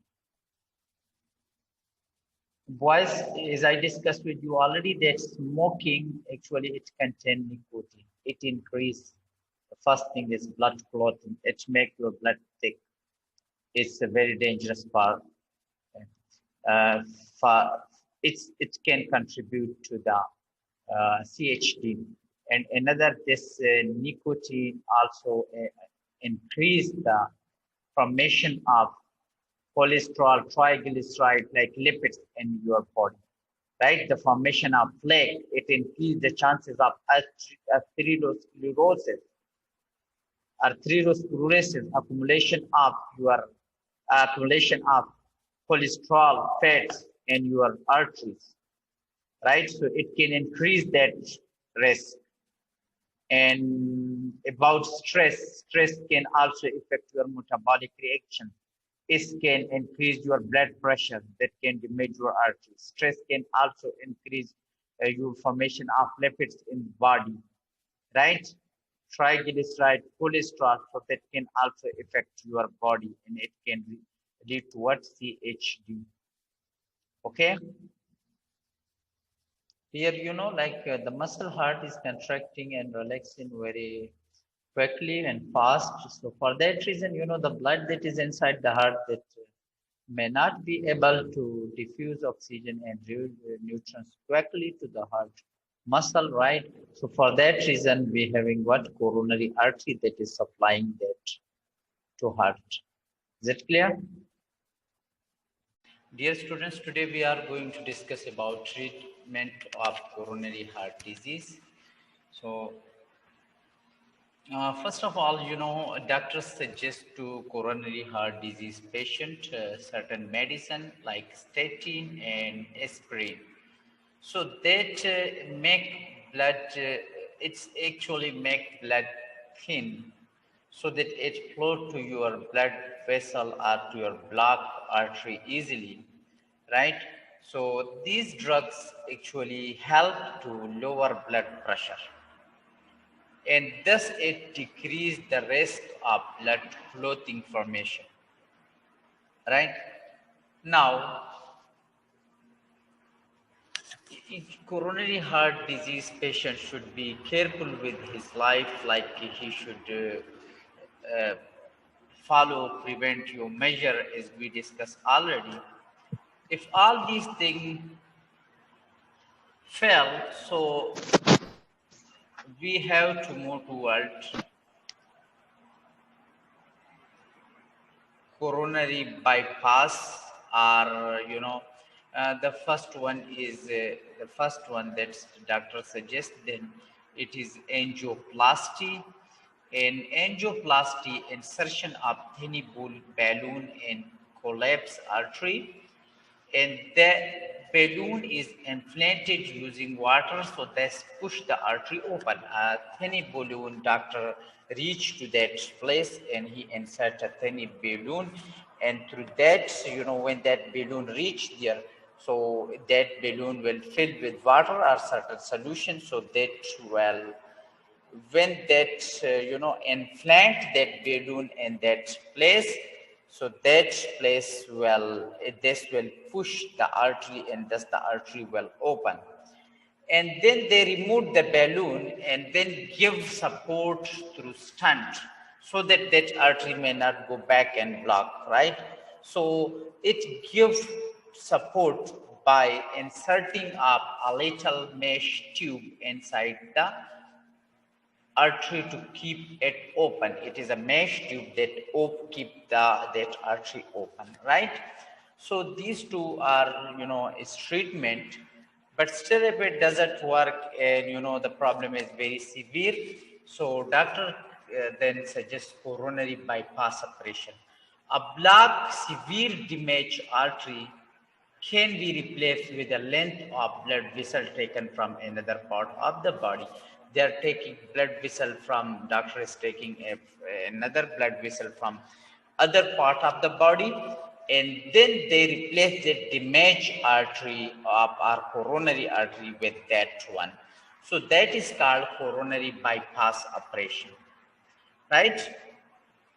In severe cases, the patient may require a heart transplant, but there are never enough organs available, and there are also more chances of organ rejection. Organ rejection, you will study it in immune system. When your immune system start to, attack on the organ that is being transplanted. So the, like immune cells are not comfortable with that. An immune system start antibodies against the new organ, so the new organ will damage. So that is called organ rejection. Even, even before transplant, doctor confirm it all the test, so that there may be less chances or no chances of immune rejection.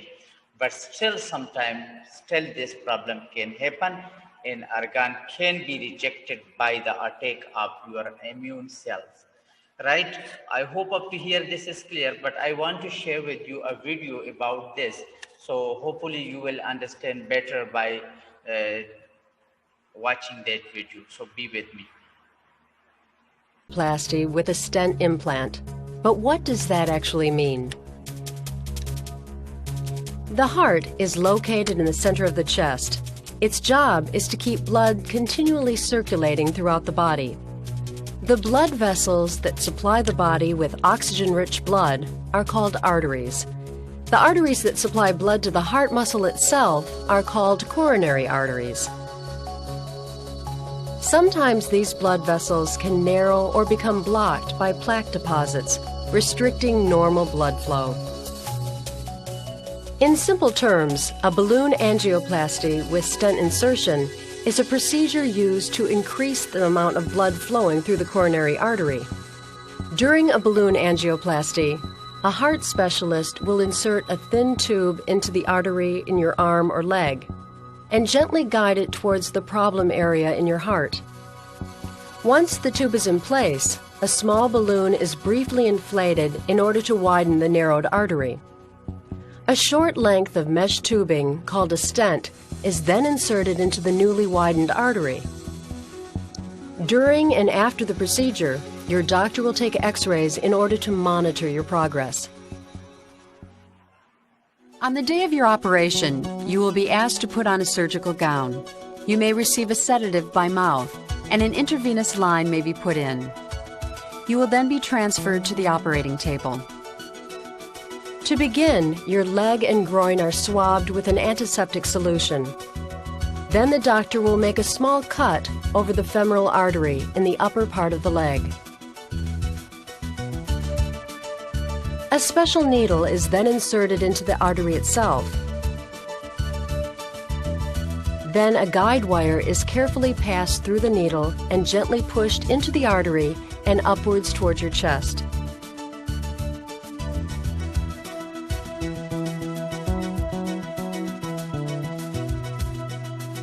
A narrow tube, called a catheter, is threaded along the wire until it too has reached the coronary artery.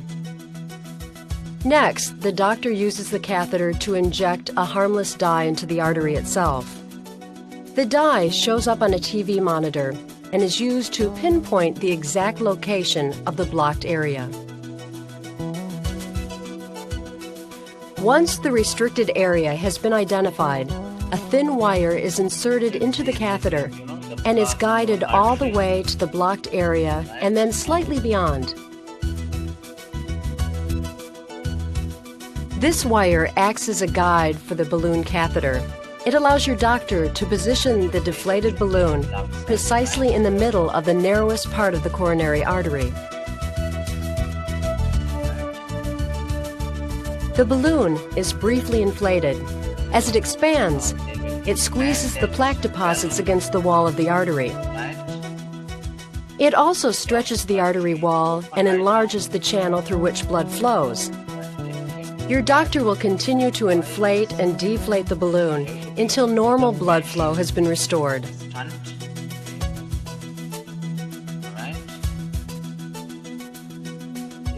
The balloon catheter is then withdrawn, and another balloon catheter is inserted.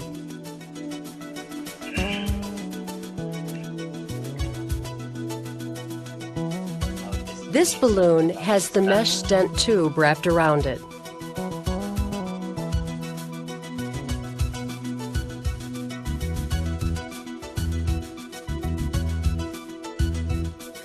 Once this tube has been placed in the center of the now widened area of the artery, the balloon is briefly inflated. The stent expands until it hugs the walls of the artery. Finally, after a thorough investigation of the region, the catheter and guide wire are withdrawn, and the stent remains permanently to provide support to the artery and to resist the buildup of plaque. The dye that had been injected will break up and leave your body as waste. Slight pressure is applied to the incision in your leg in order to prevent bleeding.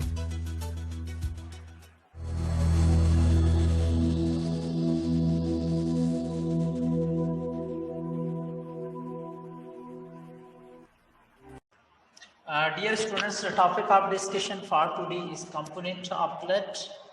blood consists of two parts, two main parts, right? The first one we have plasma. Plasma is actually the liquid part of blood that contain hormones, water, ions, protein, nutrients, waste material, gases, right? Hormone like insulin, glucagon, ions, sodium, chloride, potassium, all that. Proteins like globin, protein, antibodies, all that. Nutrients, glucose, and waste material like urea, creatinine, that uric acid, all that should be removed from our body. Gases, carbon dioxide, oxygen. So that part is called what? Plasma. 55% of our blood is plasma, that is in the form of liquid. So the liquid part of blood is called plasma, right? While the remaining 45% is cellular part of blood, right? So this cellular part of blood, 45% is cellular, right? So out of this 45%, 1% contain platelet and white blood cell. Platelets are special fragments of cells that are responsible for blood clotting. Blood clotting means when injury happens to your organ or to your body part, and after some time the blood will stop, right? By formation of mesh on that place, and that will stop the coming out of more red blood cell from that place. So that process is called blood clotting. And platelets are these fragments of cells play important role in that blood clotting. White blood cells, right? White blood cells are also called leukocytes, and the function of white blood cell is what? Protect your body from disease. Protection against disease. Why? Because white blood cells are engulfing pathogen. White blood cells are producing antibodies against pathogen. Antibodies are special proteinaceous molecules that are producing by white blood cell against antibody, against antigen or pathogen that enter to your body and that can cause disease. That's called pathogen. Now, red blood cell, right? These are the cells that are responsible for transport of oxygen in your body. Am I clear? Now, first of all, I will discuss about red blood cell. Then I will discuss about white blood cell, and then I will discuss about platelet. Am I clear? Red blood cell, function of red blood cell is what? Transport of oxygen in your body. Am I clear? Transport of oxygen. Why? Because, red blood cell contain special pigment that is called what? Red blood cell contain special thing called what? Hemoglobin. Hemoglobin.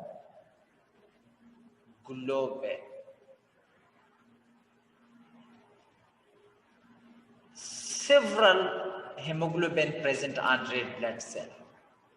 Now this hemoglobin contain what? This consists of globin protein, be with me, globin protein plus heme group.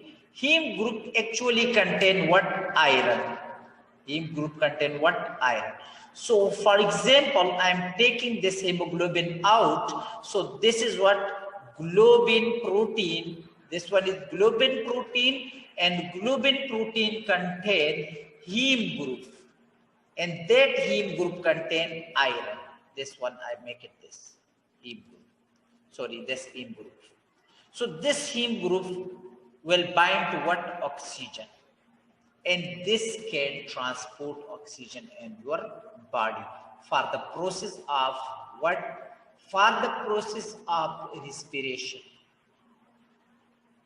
Okay, now red blood cell having also ability to combine with what are this hemoglobin, can combine with what? Carbon dioxide, and that can transport carbon dioxide in your body to lungs. Okay, up to here I hope this is clear. Now red blood cell having no nucleus, remember it. The first thing I am discussing here, first you should remember where red blood cell will form. Red blood cell will form in bone marrow. Where it will form? In bone marrow, right?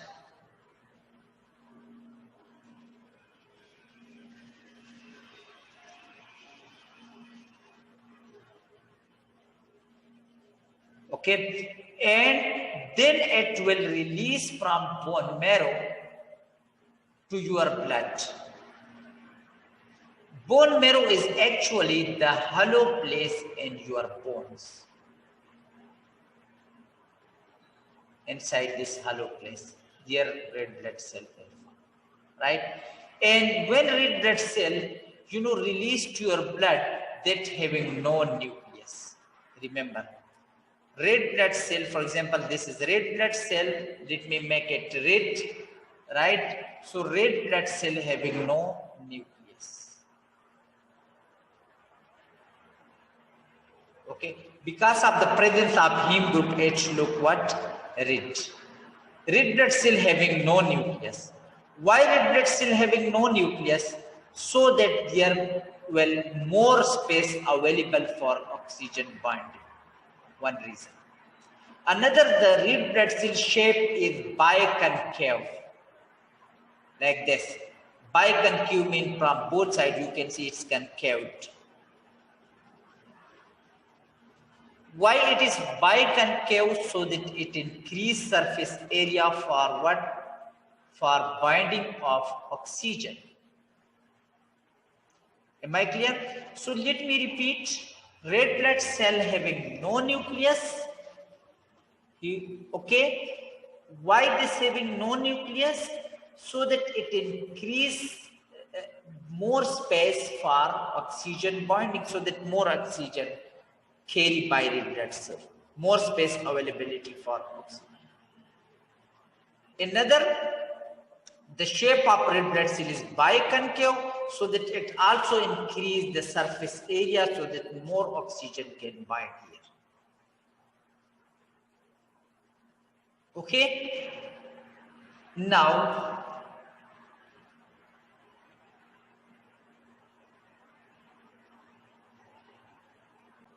the red blood cells are made in bone marrow of some bone, ribs, vertebrae, and some limb bones. Red blood cells are produced at very fast rate, 9,000 million per hour. So each red blood cell only live for about 4 months, because red blood cells don't have nucleus. So that if no nucleus, therefore more space for packing a million of hemoglobin molecules.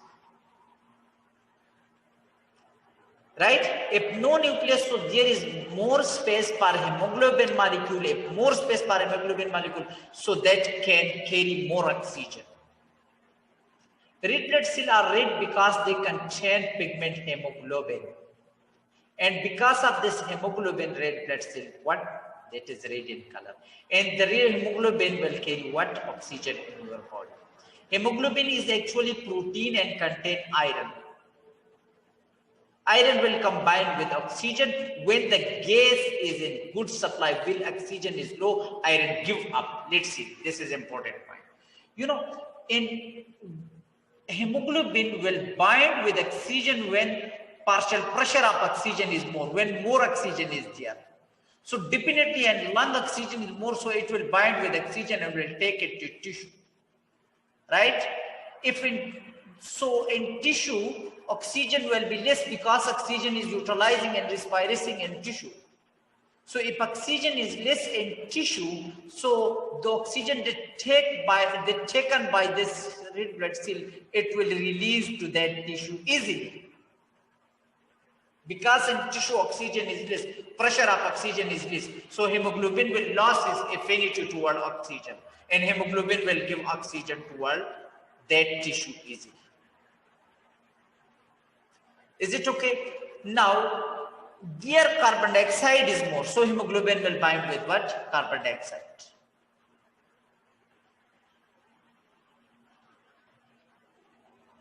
Red blood cell shape, they are biconcave in shape. Biconcave, it gives them large surface area compared with their volume. So that speed of the rate at which oxygen can diffuse in and out of red blood cell. If more surface area available for oxygen, so more oxygen can bind with that. We know that, like for the diffusion, we need more area, surface area. Surface area is more molecule can pass through that area. Red blood cells' small size enable them to enter to a thin capillary. The size of the diameter of red blood cell is very small, approximately equal to that of size of capillary. So this thinning, so the oxygen can be taken very close to every cell of the body. If it's very small and up to capillary size, so it's become more near to the cells, and it can give oxygen and take carbon dioxide easily. Am I clear?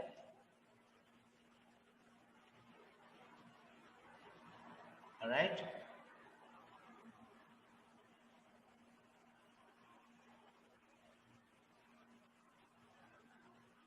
Now, come toward white blood cell. I will not discuss this topic in much detail about white blood cell. White blood cell, first of all, you should know there are white blood cell, there are different types of white blood cell, like neutrophil, basophil, eosinophil. So, but no need of their names for you. For time being, just keep it in mind that white blood cell function is to protect you from disease, and white blood cell shape is like this, okay, round shape, and having a looped nucleus. This point is important, having loops, not round nuclei, right? And the function of white blood cell is to fight disease or to clear up any dead body cells. They can phagocytize and produce antibodies. Remember, the function of this white blood cell is what? To do phagocytosis. Phagocytosis is the process through which this white blood cell engulf pathogen. You can see in this picture that this is capillary. From this capillary, this white blood cell squeeze out, and outside there is a bacteria. So that engulf that bacteria. So engulfing of that process is called what? Phagocytosis. Engulfing of pathogen by phagocytic cells is called what? Phagocytosis. Right? So here I can divide this white blood cell into two categories. One is called phagocytes. Be with me, boys. Phagocytes. Another is called lymphocytes. Am I clear? So phagocyte function is what? To do process of phagocytosis to engulf pathogen, while lymphocyte function is what? To produce special molecules against pathogen that will bind with the pathogen. That is called antibodies. And when they bind with that pathogen, right, that antibody, so it stops the movement of pathogen, right? And another thing, it can also increase the process of phagocytosis. How? When antibodies bind with it, so it will label it forward. It will tell to this phagocytic cell to come and engulf this pathogen. So this is another rule of antibodies. But further detail, I will not go in this. Okay? Further detail and further explanation, I will go in immunity chapter. In that, I will tell you that what is the exact in more detailed mechanism. Right? Now, you can see here this process of phagocytosis. First of all, what is happening? This is a phagocytic cell. The structure that I draw to you, that was the structure of phagocytic cell. Okay? Phagocytic cells are white blood cells which move around the body and engulfing and destroy pathogen. They also destroy any own cell that are damaged or worn out. Now, check it here. This is a phagocytic cell. Be with me, boys. And this is bacteria. This phagocytic cell form what finger-like projection around bacteria. And this phagocytic cell, inside phagocytic cell, there is special sac-like structure that contain what? Lysosome. And that lysosome, there is enzyme that are acidic, or that enzyme are digestive enzyme. They are doing degradation of pathogen. So when this bacteria enter to this phagocyte cells, right or no? So you know phagocytes make finger-like projection around that bacteria. So gradually bacteria like this, gradually bacteria is entering. Now you can see that bacteria enter, but that bacteria is surrounded by the membrane. See, this is the membrane. Because this membrane become part of, this fuse with each other, so this membrane become part of, now what? This becomes like sac, and that covered that bacteria. So see, these two will fuse. So this bacteria, be with me, is covered by the membrane of what? The membrane, for example, this is bacteria, this is the membrane of that phagocytic cell, right? But this phagocytic cell will fuse, the membrane will make again, but it will take part of that membrane and it will become like sac, and that sac cover what? That pathogen or that bacteria. Am I clear? Now, bacteria covered by what? By the membrane of that phagocytic cell. Now what will happen? This lysosome will come, right? In this lysosome, a lysosome come here, a lysosome is coming toward that cell. And this lysosome will release enzyme. That release that contain digestive enzyme. So with the help of that enzyme, what will happen? Degradation of bacteria will happen. Bacteria will convert into small parts, small fragments. Okay? So up to, in this chapter, you have to know up to this. Further detail and explanation I will go in another chapter. Is it clear up to here? I hope up to here this is clear. Now, another cell's fragment, these are actually some cell fragments which function is blood clotting, that are called what? Platelets.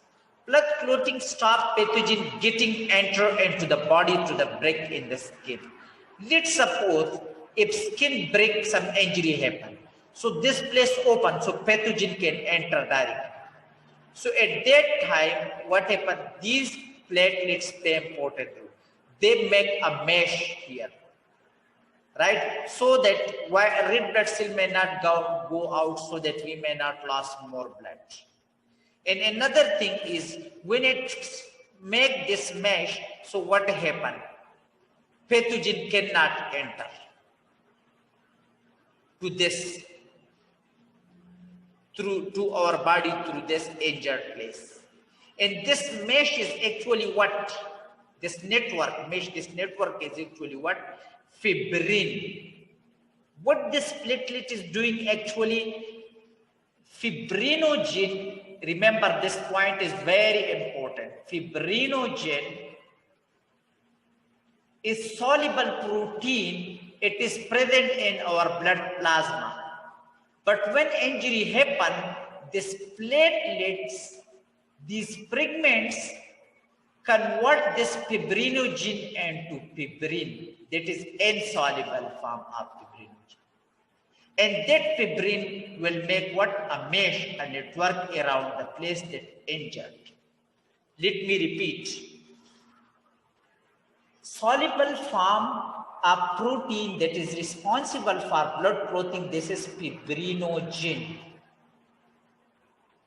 But when injury happens, these platelets, these fragment of cell will activate a special pathway.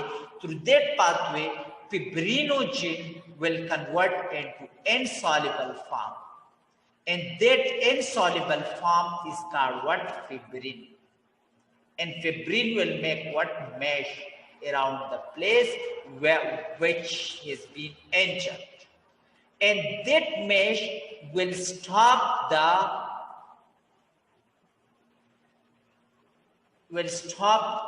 red blood cell.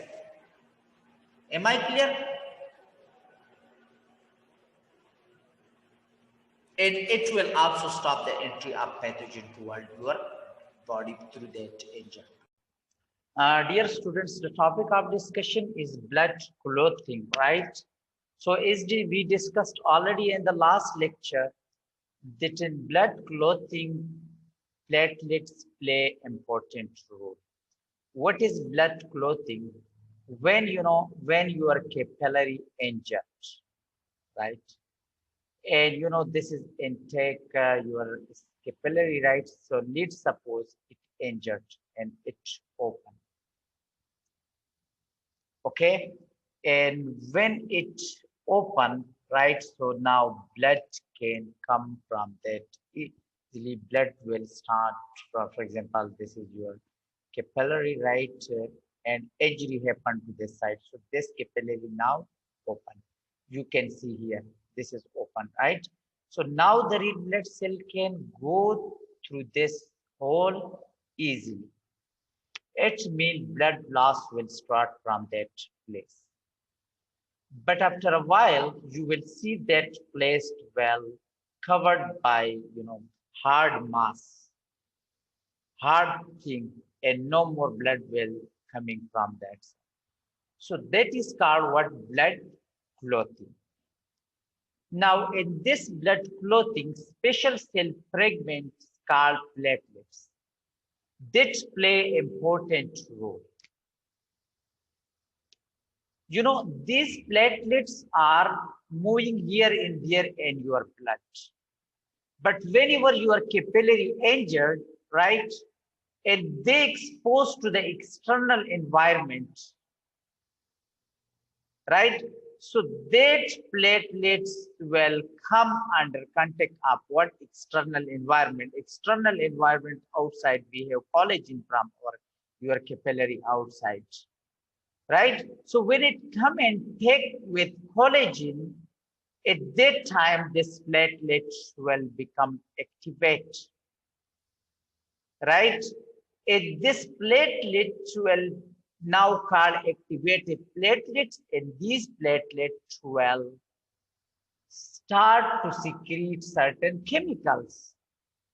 And that chemical will start the pathway of blood clotting. And to this side, other platelets will also come and will struck and will make a plug here.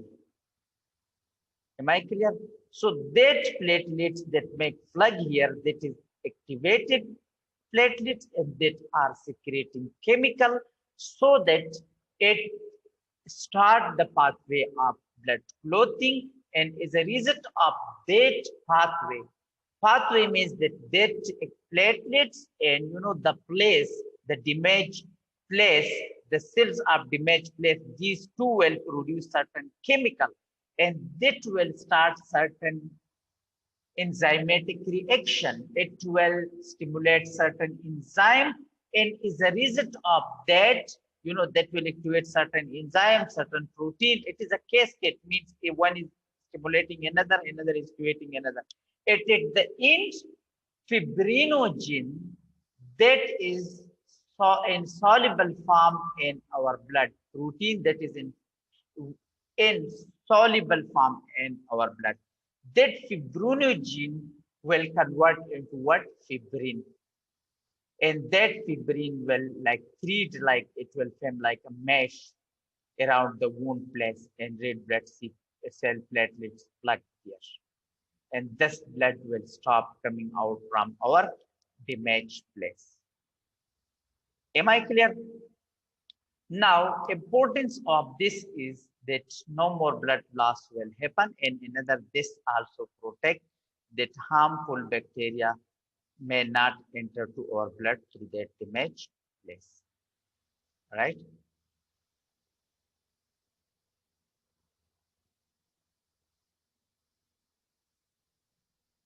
Now let's see in this first picture, you can see here the damaged blood vessel, here blood vessel damage. So, you know, when this damage, so from that damaged cell will release what? That will release certain chemical. Injury to blood vessel lining trigger the release of clotting factor, right? This will actually release certain chemicals. And as a result of that chemicals, the first thing is platelets will also reach there, and when platelets reach there, so platelets will make a plug there. Is it clear? And that chemical will activate what? Certain clotting factors that will activate certain protein. That protein, that factor will convert prothrombin into thrombin. This is protein, it will convert. So once again, listen me very carefully. Let's suppose your capillary become injured. So from injured cell, some chemical will release, and that chemical is the result of that chemical, you know, to that site, you know, in that site platelets will activate, and platelets will, to that side platelets will clump there, and when platelets clump there, you know, when platelets reach there, so it will come under contact of, it will be outside, as I told you, there is collagen. So it will come under contact of what? Collagen. And thus that platelets will become activate, and that platelet will also secrete certain chemical. And that chemicals that is producing by platelets and chemical that is producing by injured places of injured place. That will start a pathway. That in that pathway, one protein or one enzyme will activate another, and another will activate another. Right? So that are called what? Clotting factors. That are called what? Clotting factors. And that clotting factors at the end, they one at the end, you know, one is activating another, another is activating another. At the end, the last one will convert this prothrombin. This is inactive form prothrombin. It is inactive form of protein. That inactive prothrombin will convert it to what? Thrombin. And this thrombin will convert this fibrinogen. This fibrinogen is soluble normally in our blood. This is soluble. Right? So this fibrinogen will convert into what? Fibrin. Actually, for example, this is your fibrin, right? So this is fibrin. Fibrin, this is insoluble. This is insoluble form, right? So you can see this fibrin having this head, right? Because of this head, it is what? Insoluble in blood. But what happens? This thrombin will convert this fibrinogen into what? Fibrin. It means this thrombin will split this fibrinogen. Am I clear? And when it split it, right? So this unit, this red color unit, this is now fibrin. This is now insoluble, and several fibrin will come together, and they, sorry, I have to make it red color. Several fibrin will come together, right?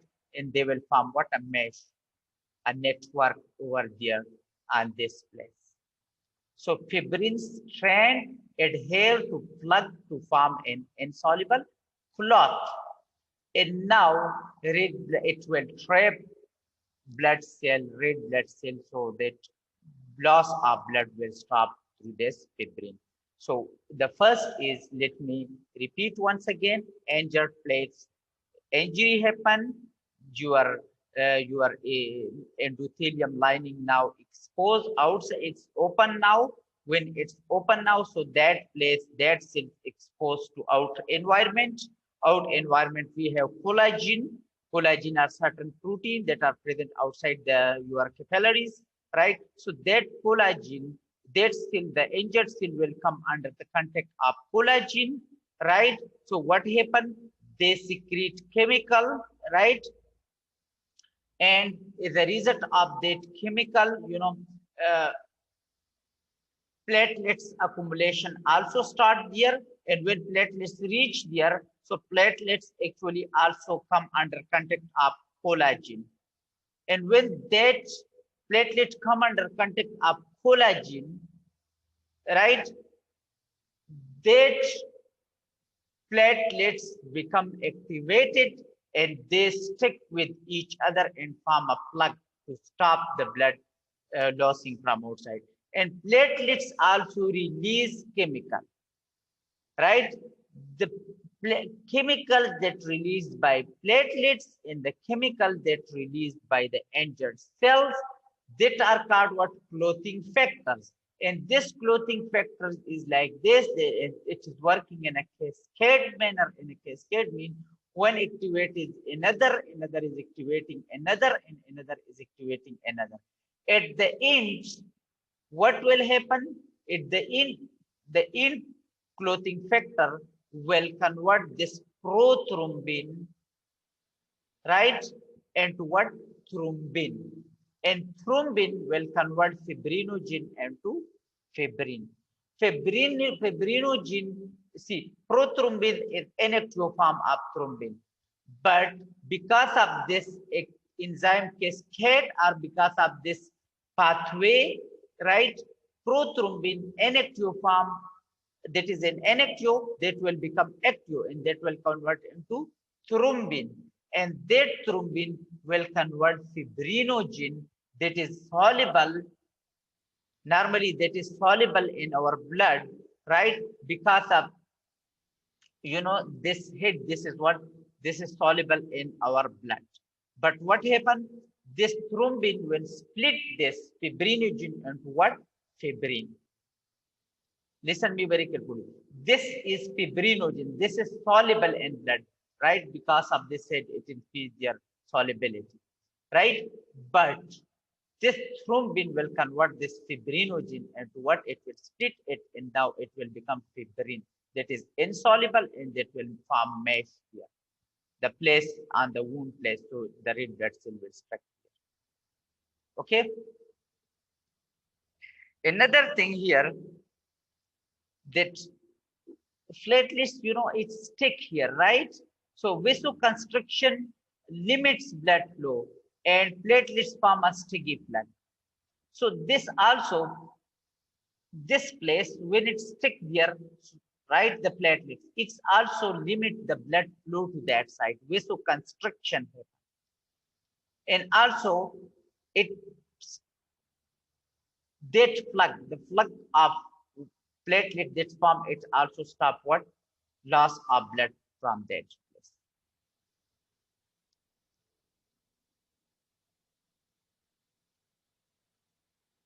Let's see, boys, some student asking question that, for example, this is intake capillary. So why not this platelets, why not this platelet clot this blood inside the capillary?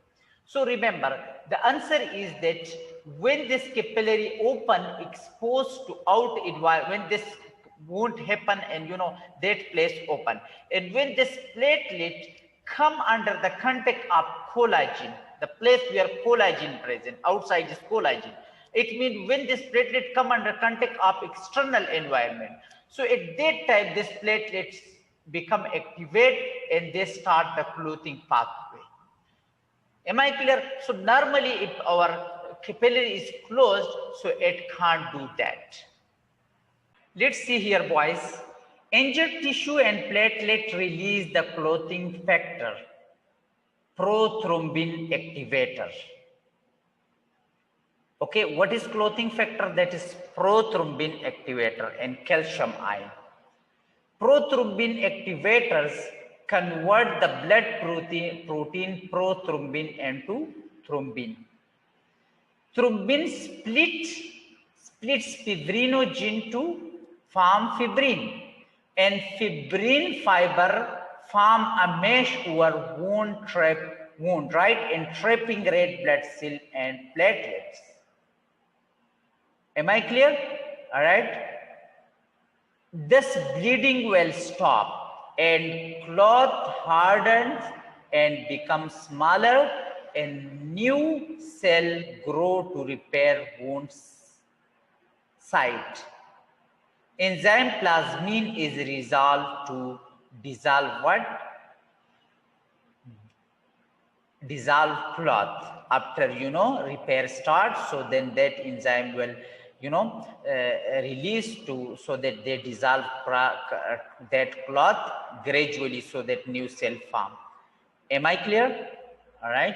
So you can see here platelets collect near injury, right?